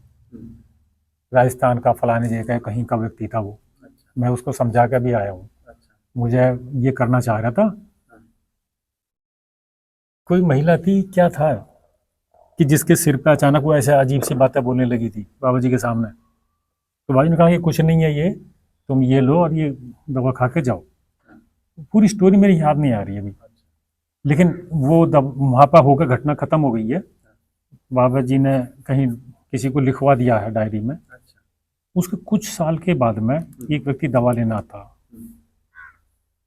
क्या क्या इस तरह से और ये करके, पर बोले मेरे जो फादर थे वो उसके काल भैरव के बहुत वो थे, पुजारी थे, और इस तरह से थे। एक बार पूजा करते हुए वो उन्हीं की साधना में वो पूजा में ही खत्म हो गए थे, इस तरह से करके। तो बाबा जी ने कहा कि भाई फलानी वो निकाल कर लाओ किताब। अब बोले इस डायरी को खोलना जरा, मैं इसको पढ़ो जरा। तो उसमें वो लिखा हुआ था उस व्यक्ति का गांव नाम सब। बोले ये व्यक्ति, बोले ये तो मेरे पिताजी थे, ये तो हमारा एड्रेस है। अब वो घटना पूरी मेरे याद ध्यान नहीं आ रही, बाबा जी सुनाते थे उस बात को। इसके साथ में एक सिमिलर वाली बात है, एग्जैक्टली ये नहीं है बट एक और है। उसमें एक महिला थी और उनको भी कोई तो भी ऊपरी शक्ति ऐसे तो भी डिस्टर्ब कर रही थी। तो बाबा जी ने कहा कि कोई बात नहीं है, you kind of continue with it, but she was like नहीं। तो ही वाज लाइक ओके फाइन, आज के बाद तो तुम्हारे को नहीं तंग अरे करेंगे। राजन जी महाराज की लड़की, हाँ, मतलब आज के बाद तुम्हें परेशान नहीं करेंगे। एंड उसके बाद में दैट शक्ति never disturb her again. Rajan ji महाराज की बेटियां जब बच्चे थे तो राजन जी महाराज भी कोई बहुत पहले तो आए नहीं थे बाबा जी के पास, लेट में ही रहे हैं। जब अपन लोग संपर्क में आए उसी के आसपास आए हैं। तो वो कहती थी हर पूर्णमासी को सफेद वस्त्र पहने हुए बहुत सुंदर सा स्वरूप एक आता, और वो मुझे गोद में लेना चाह रहा है, कह रहे मैं तुझे लेके जाऊंगी, लेकिन मुझे डर लगता। तो राजन जी महाराज तब तक जितने उपाय होते हैं सब करा चुके थे। बाबा जी वहां गए हुए थे उस क्षेत्र में, या तो इन्हीं के मंदिर पर गए थे, राजन जी महाराज के मठ पे कहीं पर, तो वही टाइम था। तो राजन जी महाराज ने कहा कि बाबा महाराज आए हुए हैं। राजन जी महाराज जी बोलते थे। तो बोले महाराज जी आए हुए हैं, बड़े महाराज जी, तुम अपनी बात रख दो उनसे। उन्होंने कहा कि ऐसा ऐसा करके ऐसा होता है, क्या कहते हैं वो करते हैं। ठीक है बेटा, आज आएंगे तो हम उनको मना कर देंगे कि बच्चा डर रहा, आप मत आएगा। और उस रात वो नहीं आई, और फिर वो कभी नहीं और वो कभी नहीं आई। ये राजन जी महाराज ने बताई थी बाबा जी के यहाँ। पर बच्चे के लिए कितनी बड़ी बात है। बाबा जी भी बैठे है ना? थे, बाबा जी बैठे हुए थे और राजन जी महाराज भी थे, उससे बातचीत हो रही थी। तो राजन जी महाराज ने सुनाया था, क्योंकि राजन जी महाराज से हमने पूछा था कि आपने कभी बाबा जी से कुछ इस तरह की बातें पूछी हैं? बोले हाँ, हमने बाबा जी से पूछा है कि बाबा जी आपको तो सब कुछ बहुत कुछ दिखाई दिया, हमें तो आज तक हनुमान जी की पूंछ तक नहीं दिखाई दी साथ में साधना हुए करते हुए। तो हमको कुछ तो दिखा दो महाराज, हाँ। कुछ तो पता नहीं, चला। बंदर की पूंछ भी नहीं दिखाई दी, हाँ, बंदर ऐसे की कहा था। बंदर की पूंछ भी दिखाई नहीं दी हमें। बट कितना ऑनेस्ट एक्सप्रेशन है ना, कितना एंडियरिंग है। राजन जी महाराज जैसे बाबा जी को हाँ। करते थे ना स्वागत, भैया इतना प्रेम इतना सम्मान, मतलब ऐसा लगा आप भी बहुत प्रोत हो जाओ। हाँ, सुबह जहां भी कहीं ठहरे हुए होते थे, राइट, इधर उधर ही रुके हुए होते थे, घर पर नहीं होते थे। वहां से नहा के पूरा टीका शानदार वस्त्र पहने हुए, फिर बाहर से कहीं से 2-3 फूल तोड़ के लाते थे, उनके साथ होते थे।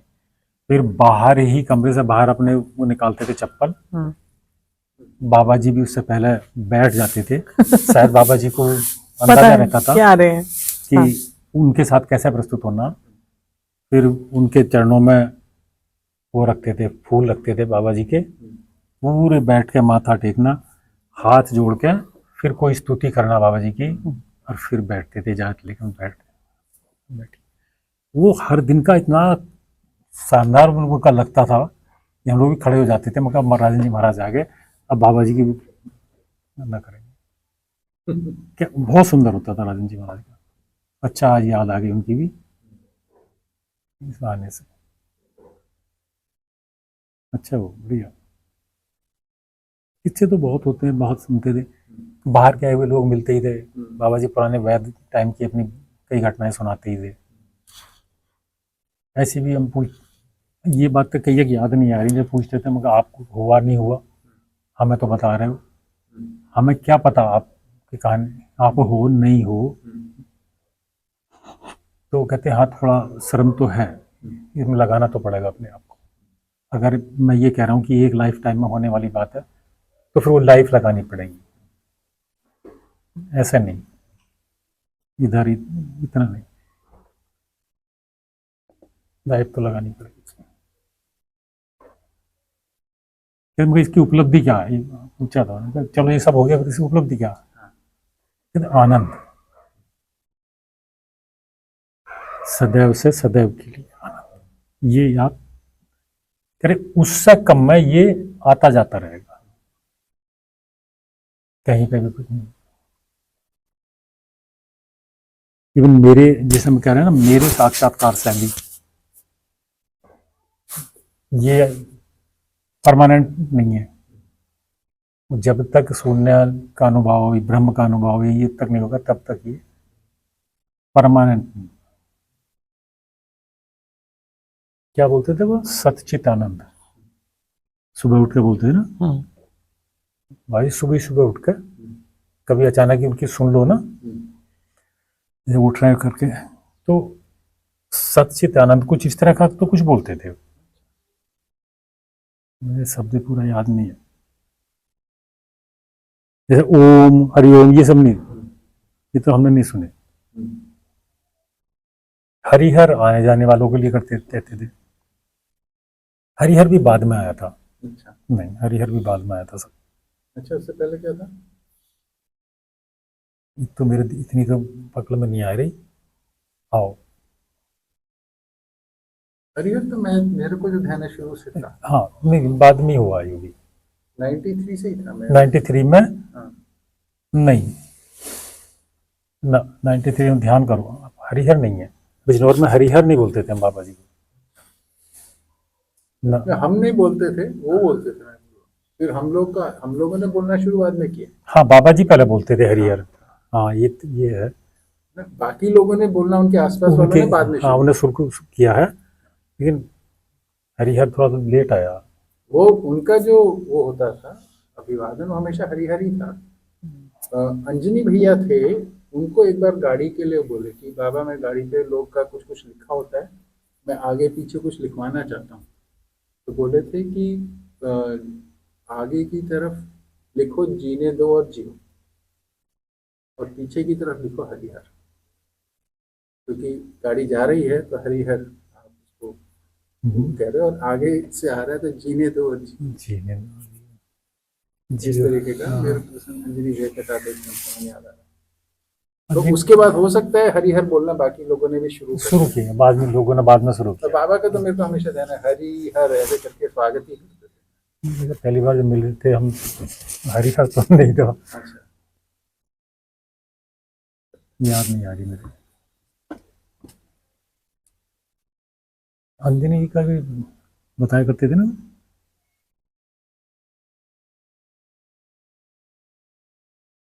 बहुत बातें अभी एकदम आगे ध्यान नहीं आ रही, अब उस तरह से नहीं आ रही जैसे ही पिक्चर ना होने की ना, संपर्क में बने रहो तो हो जाती है। कुछ चाय पानी करने, चाय तो चलेगी। हाँ पियेंगे ना, अभी हो जाए तो उसके बाद करते हैं। पॉज कर लेते हैं। एक बात तो कॉमन दिखाई देती है, ये सब लोग शांत और आनंद की स्थिति में तो पाए जाते हैं, और बाबा जी के पास में रह के, तो क्योंकि बाकी लोगों के तो इतने नजदीक रह नहीं पाते 24 घंटे, है ना। बाबा जी के पास में जैसे आप गए हो पहले दिन हो, वैसे ही चाहे आप 30 दिन रह लो उनके पास में, वो पूरा एक जैसा ही चलता था। उसमें ऐसा नहीं है कि जैसे मेहमान आ गया जा क्यों नहीं रहा, 8 दिन हो गए इसको, तो थोड़ा आलकस आने लगा। ना कोई घर का आलकस आता था, ना बच्चे, बाबा जी का कोई मतलब नहीं था, है ना। तो बाकी संत महात्माओं का तो हमें पता नहीं, क्योंकि उनके करीब इस तरह से जाने नहीं देते, एक दायरा होता है वहाँ तो। पर वो दूर से भी देख के सब बड़े सधे हुए तो लगते हैं।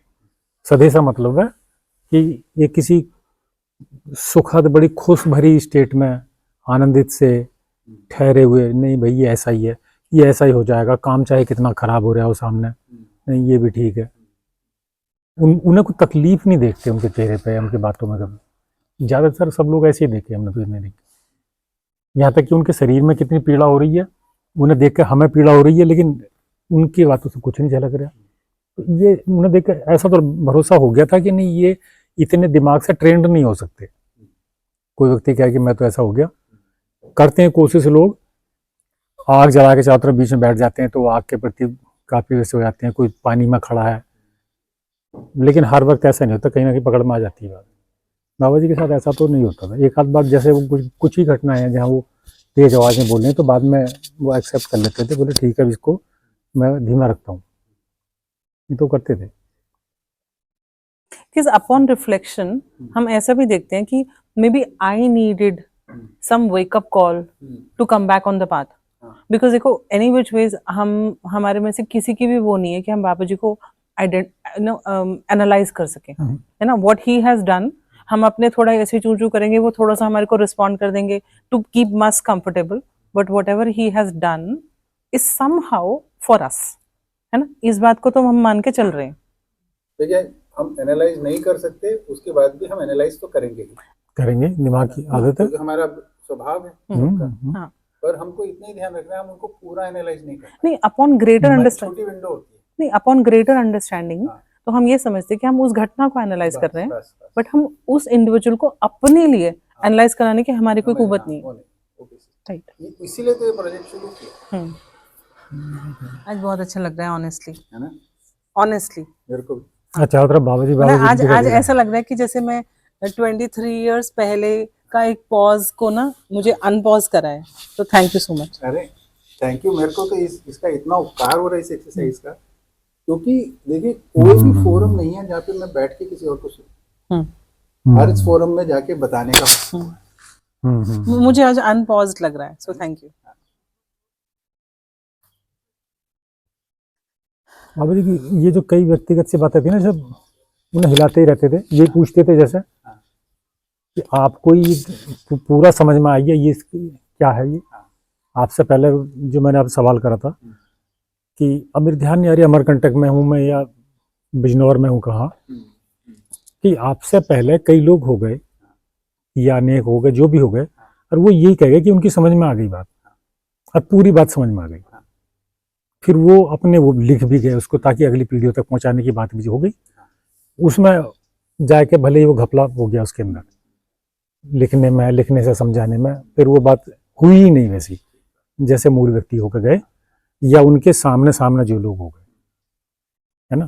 तो ये आपको ही हो गया, इसका कैसे पता चलेगा। तो एक तो कहते थे कि इसकी प्रमाणिकता के बाद चलेगा, जैसा मैं किसी को समझा पाऊं, दूसरी पीढ़ी ना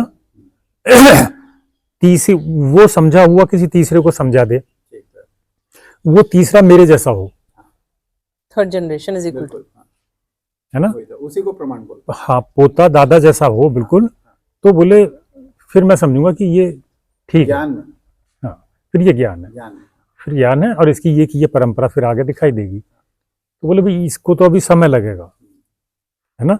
यहाँ तो शुरुआत हो रही है, इसमें तो समय लगेगा, जो भी 20-30 साल लगे, जितना भी लगा लोगों तक पहुँचने में, जैसे जैसे जिसका अपना डेवलप होगा। जीवन विद्या प्रोग्राम बिजनौर से शुरू हुआ था, आपको याद है ना। उसको कैसे देखते आप? उसकी भी यात्रा लंबी हो गई है, आपने दूरी से देखा उसको, आप कभी उसमें कूदे नहीं, पर जैसे अचोटी हो गया या और संस्थान हो गए, इनका मैं ज़्यादा मुझे, हाँ, चोटी गया हूँ एक बार, पर मुझे बहुत ज़्यादा वो है नहीं। बाकी बढ़िया है, ऐसे ही हो सकता है, और कोई तरीका भी तो नहीं है ना कि जो किसी की कोई बात समझ में आई है उसको समझाने के लिए एक स्थान भी चाहिए, एक तरीका भी चाहिए कि जो जिसमें ज़्यादातर लोग फिट हो सकते हो। व्यक्तिगति तो पॉसिबल है कि भाई हर एक के एक ही तरीके से समझ में ना आए। भाई टीचर की पूरी कोशिश होती है कि वो जहाँ है जो उसकी समझ में आया ये वहाँ तक ट्रांसफ़र हो जाए स्टूडेंट तक। स्टूडेंट का ये है कि जो टीचर बोल रहा है वो मेरे अंदर ऐसा ऐसा ही आ जा। बस इसी में सारा गैप है, सारा झगड़ा यहीं चल रहा है।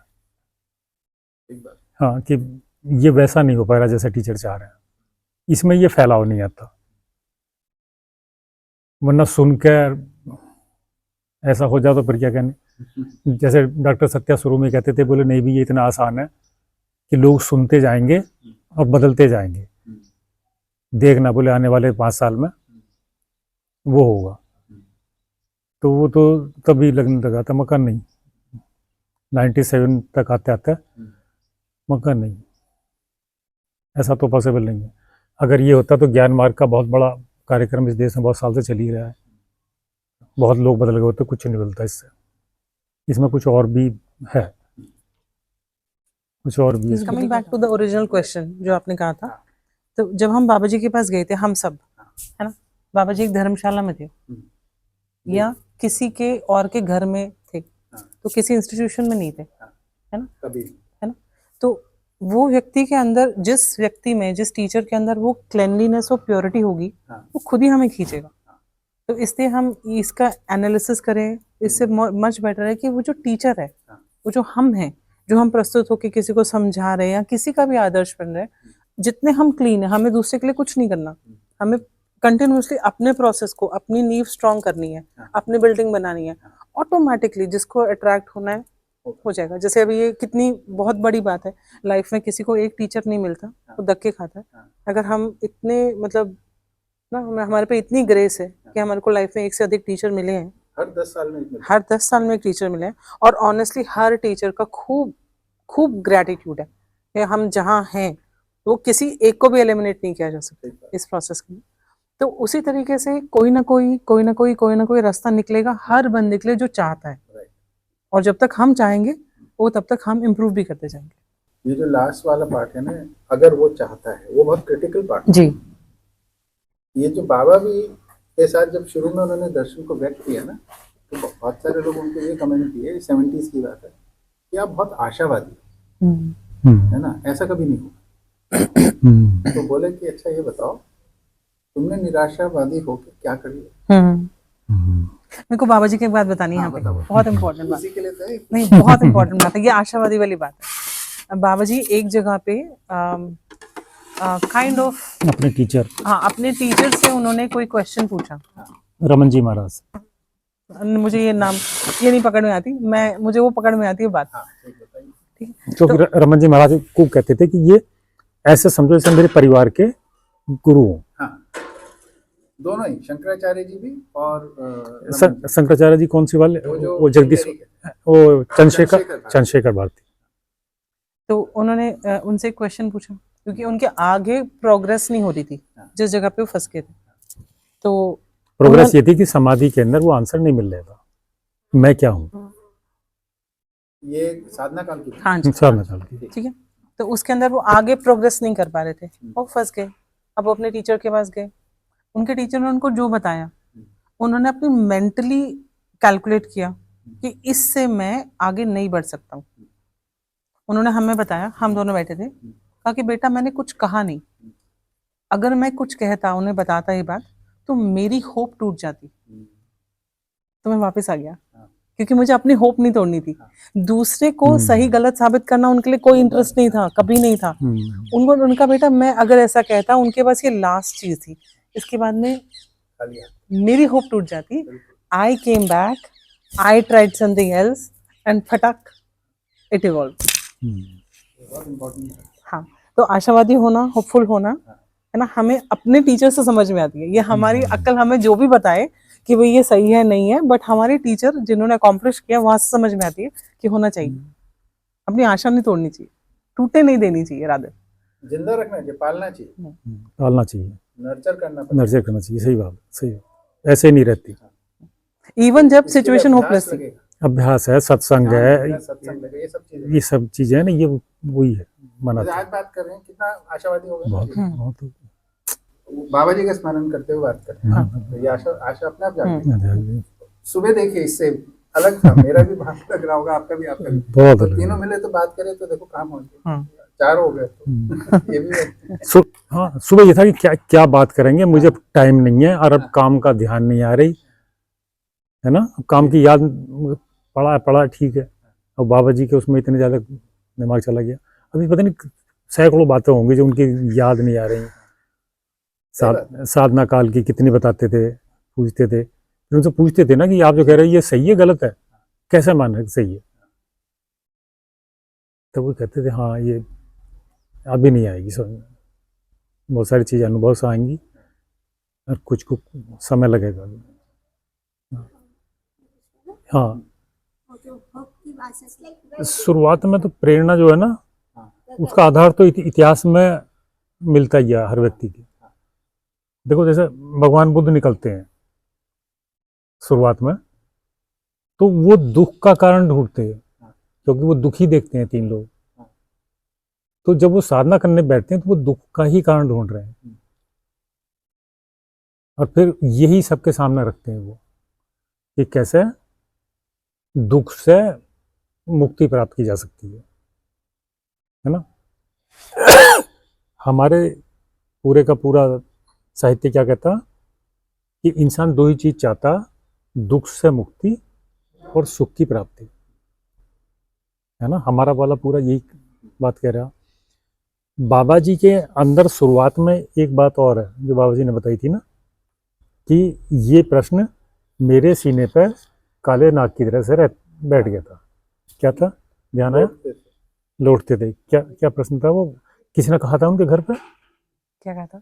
नहीं, ये जो उनके 3 प्रश्न थे ना, ना, इससे भी पहले थोड़ा सा, इससे थोड़ा पहले चलते हैं।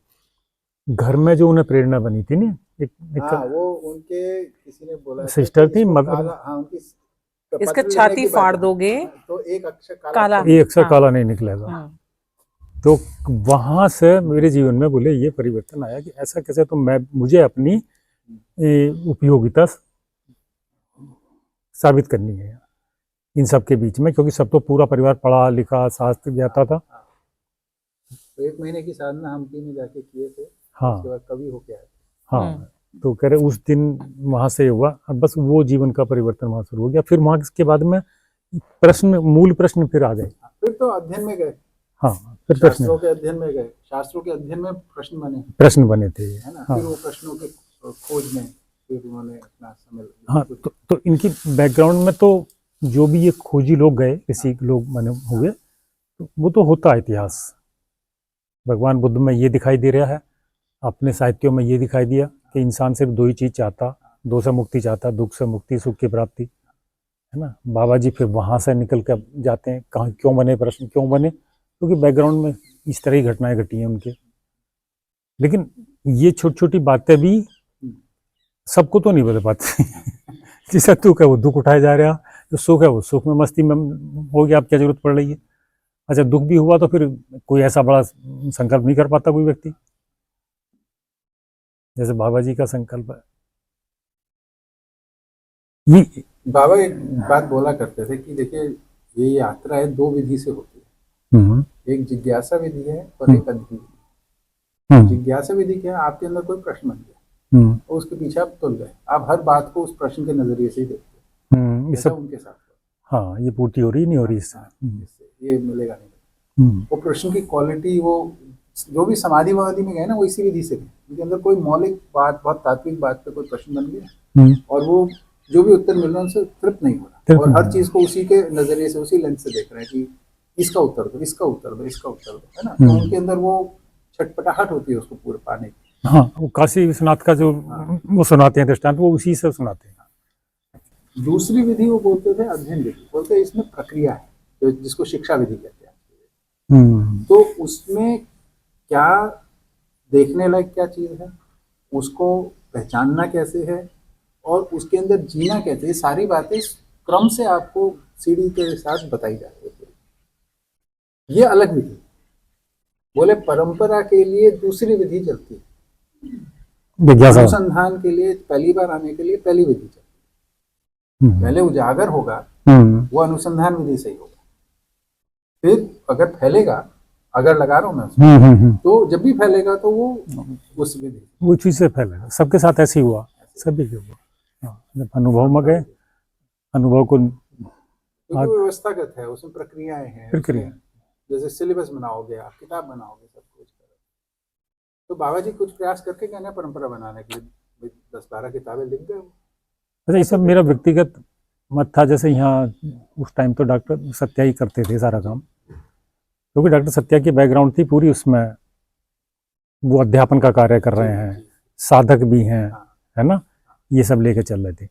तो जब दर्शन आया तो दर्शन को लेकर तुरंत उनके मन में प्रस्तुति के लिए वही डिजाइन आया, क्योंकि वो उस टाइम पे विपස්සना के साधक भी हैं।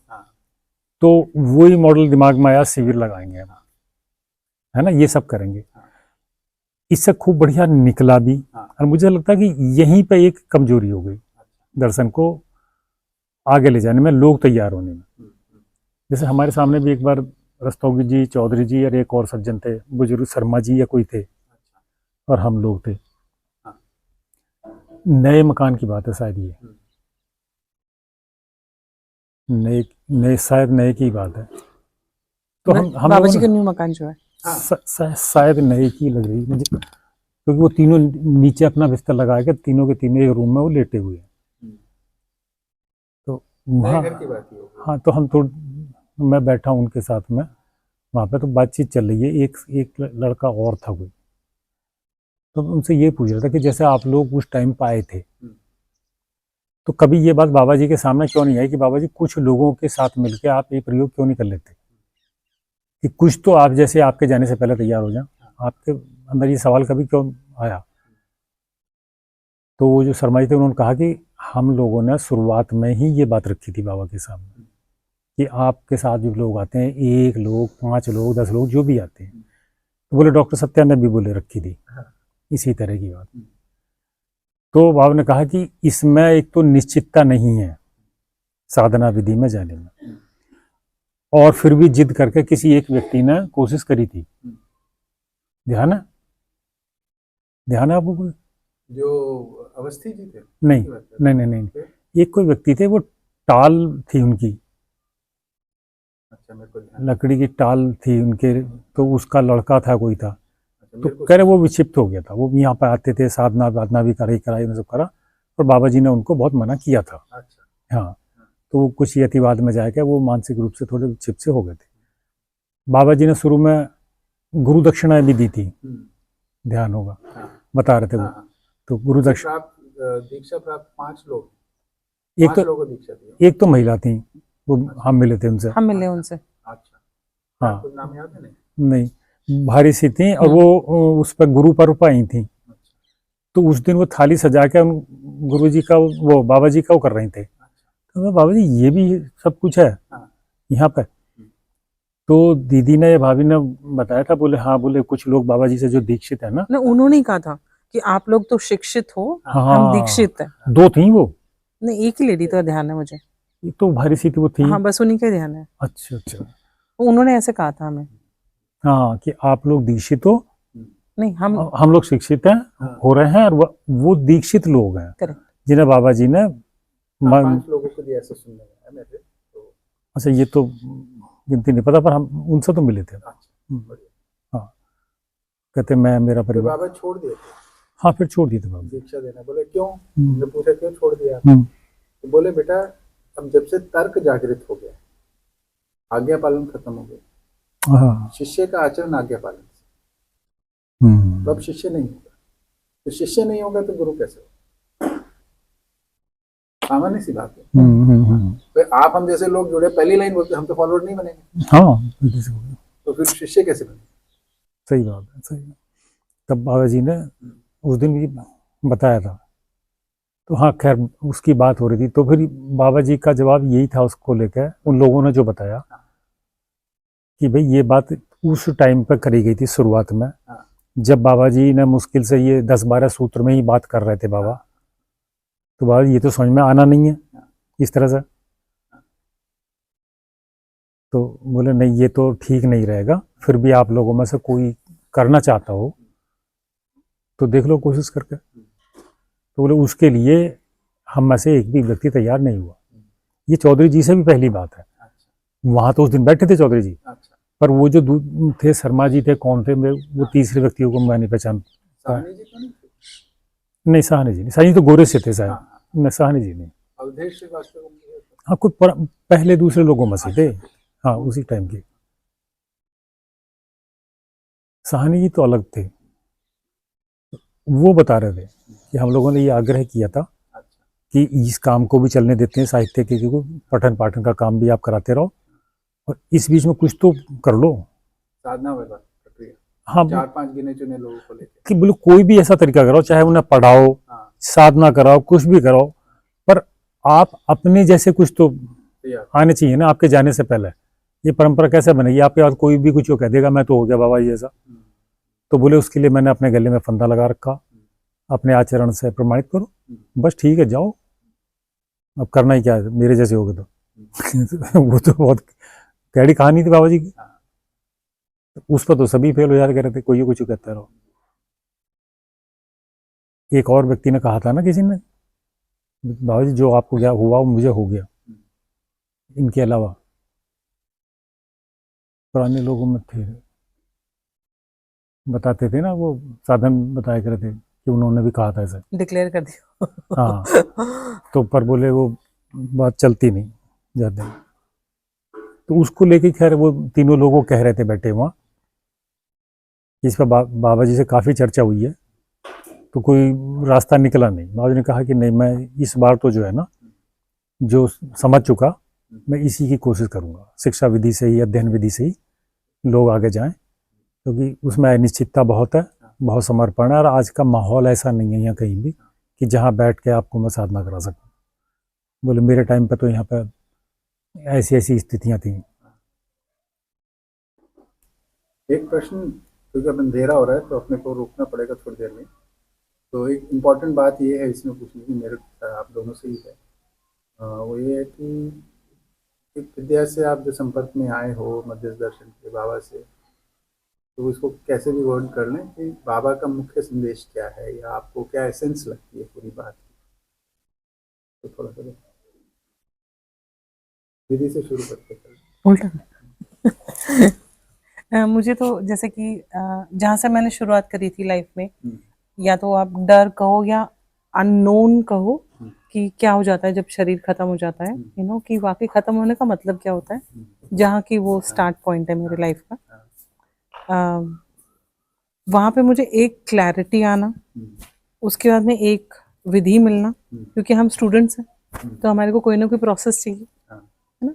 तो वो प्रोसेस के बाद में आपको लाइफ में एक जगह पे सुख मिलता है जो बहुत लंबा सस्टेनिंग सुख है, जो वो एक टेम्पररी शॉर्ट टर्म नहीं है कि भाई मुझे चॉकलेट मिल गई तो जब तक चॉकलेट मुंह में तब तक खुशी है, वो नहीं।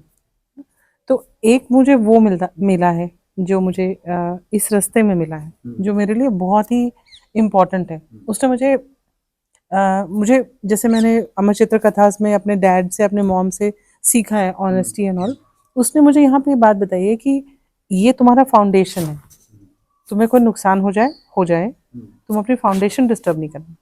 एक मुझे ये बहुत इंपॉर्टेंट मिला है, और ये इम्पॉर्टेंट चीज़ हम अपनी लाइफ में, मुझे तो 3 to 4 years लगे उस हैप्पीनेस को फील करने के लिए, है ना, जब मुझे अंकल ने दिया था उसके बाद में कि इस तरीके से करना है।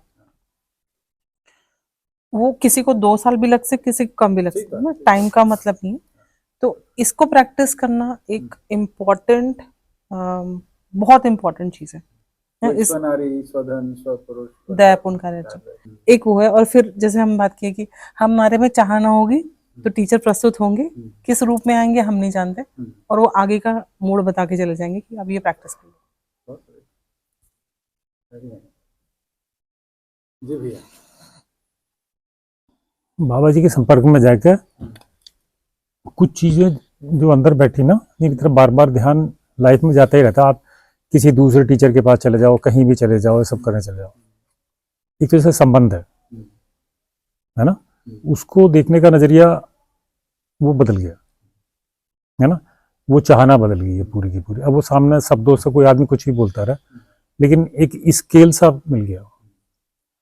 एक तक जैसे मूल्यों के आधार पर जीने की बात है ना, वो दृढ़ हो गई पहले से कि नहीं, इसके बगैर जो जीना है वो तो जीना नहीं है। हर कोई चीज अपने मूल्य के आधार पर जी रही है प्रकृति में, हमें छोड़ के।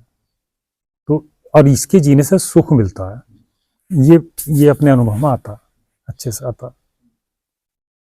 ऐसी शब्द और शब्द का जो अर्थ है उसका डिफरेंस जितना क्लियर बाबा जी ने खड़ा किया, उससे जीवन में बहुत लाभ मिला उससे, है ना। अब व्यक्ति का व्यक्तित्व तो कैसा भी हो, लेकिन बात बिल्कुल समझ में आती है कि ये शब्द बोल रहे हैं यार, इसके पीछे अर्थ ये है क्या, है ना। ये चीजें बाबा जी के संपर्क में जाके बहुत खुली और बहुत मिली है। जो एक और मकसद अपना शुरुआती दौर में ही जाने का था, वो तो मेरा अध्ययन कम है या जो भी बात रही, मैं उसको तो नहीं छुपाया, है ना। और वो बात पता नहीं क्यों 96-97 में बाबा जी से को बोल भी दी थी, क्योंकि उनकी तरफ से इतना खुला ऑफर होता था ना, खुला था कि दिल की बात कह दो, कह सकते हो, है ना। इतने बड़े व्यक्ति और कोई ऐसे मिले नहीं जिनसे अपनी आप दिल की बात ऐसे कह लो और वो प्यार से फिर आपको वो क्या कर ले, है ना। मगर बाबा जी ज्ञान मार्ग से अकेले मुझे तो नहीं लग रहा है मेरा काम हो पाएगा, मैं तो आया इसके लिए था। तो वो कहते थे कि नहीं, अभी फिर समझ में नहीं आई है, जब समझ में आ जाएगी तो होगा। इसके लिए बोले हम सब लोग अभी काम कर ही रहे हैं, ये शुरुआती दौर है, चलते रहे। और भी बातें थी पर ठीक है। तो आखिर में कोई बात बोलना चाहेंगे एडमिन? गुरु जी को, बाबा जी को हरी बाबा जी को गुरु जी कहते हुए अब वो नहीं रहता है, अजीब सा लगता है। बाबा जी लगते थे, हाँ। तभी तो इतना खुलापन था, कहते थे कि नहीं आपका विद्या काम नहीं करेगी, किसी और को कह के देख लो, आश्रम से उठवा के फेंकवा देंगे। हाँ, नहीं वो नहीं होती। दीदी आपको मतलब बाय एंड लार्ज में ना, it's been beautiful by and large में, ठीक है। There have been ups and downs, it's not a smooth path, simple. सर मुंडाओगे तो ओले पड़ेंगे, सर में चोट लगेगी, ऐसा नहीं कि नहीं लगेगी, but if you persist and it is his grace that you persist, and it's not us, it's been beautiful. चलिए, अच्छी बात पे आज कहीं पे पूरा करते हैं। आप लोगों को बाबा जी की स्मृति, बाबा जी की जो है ना, वो ये आनंददायक है।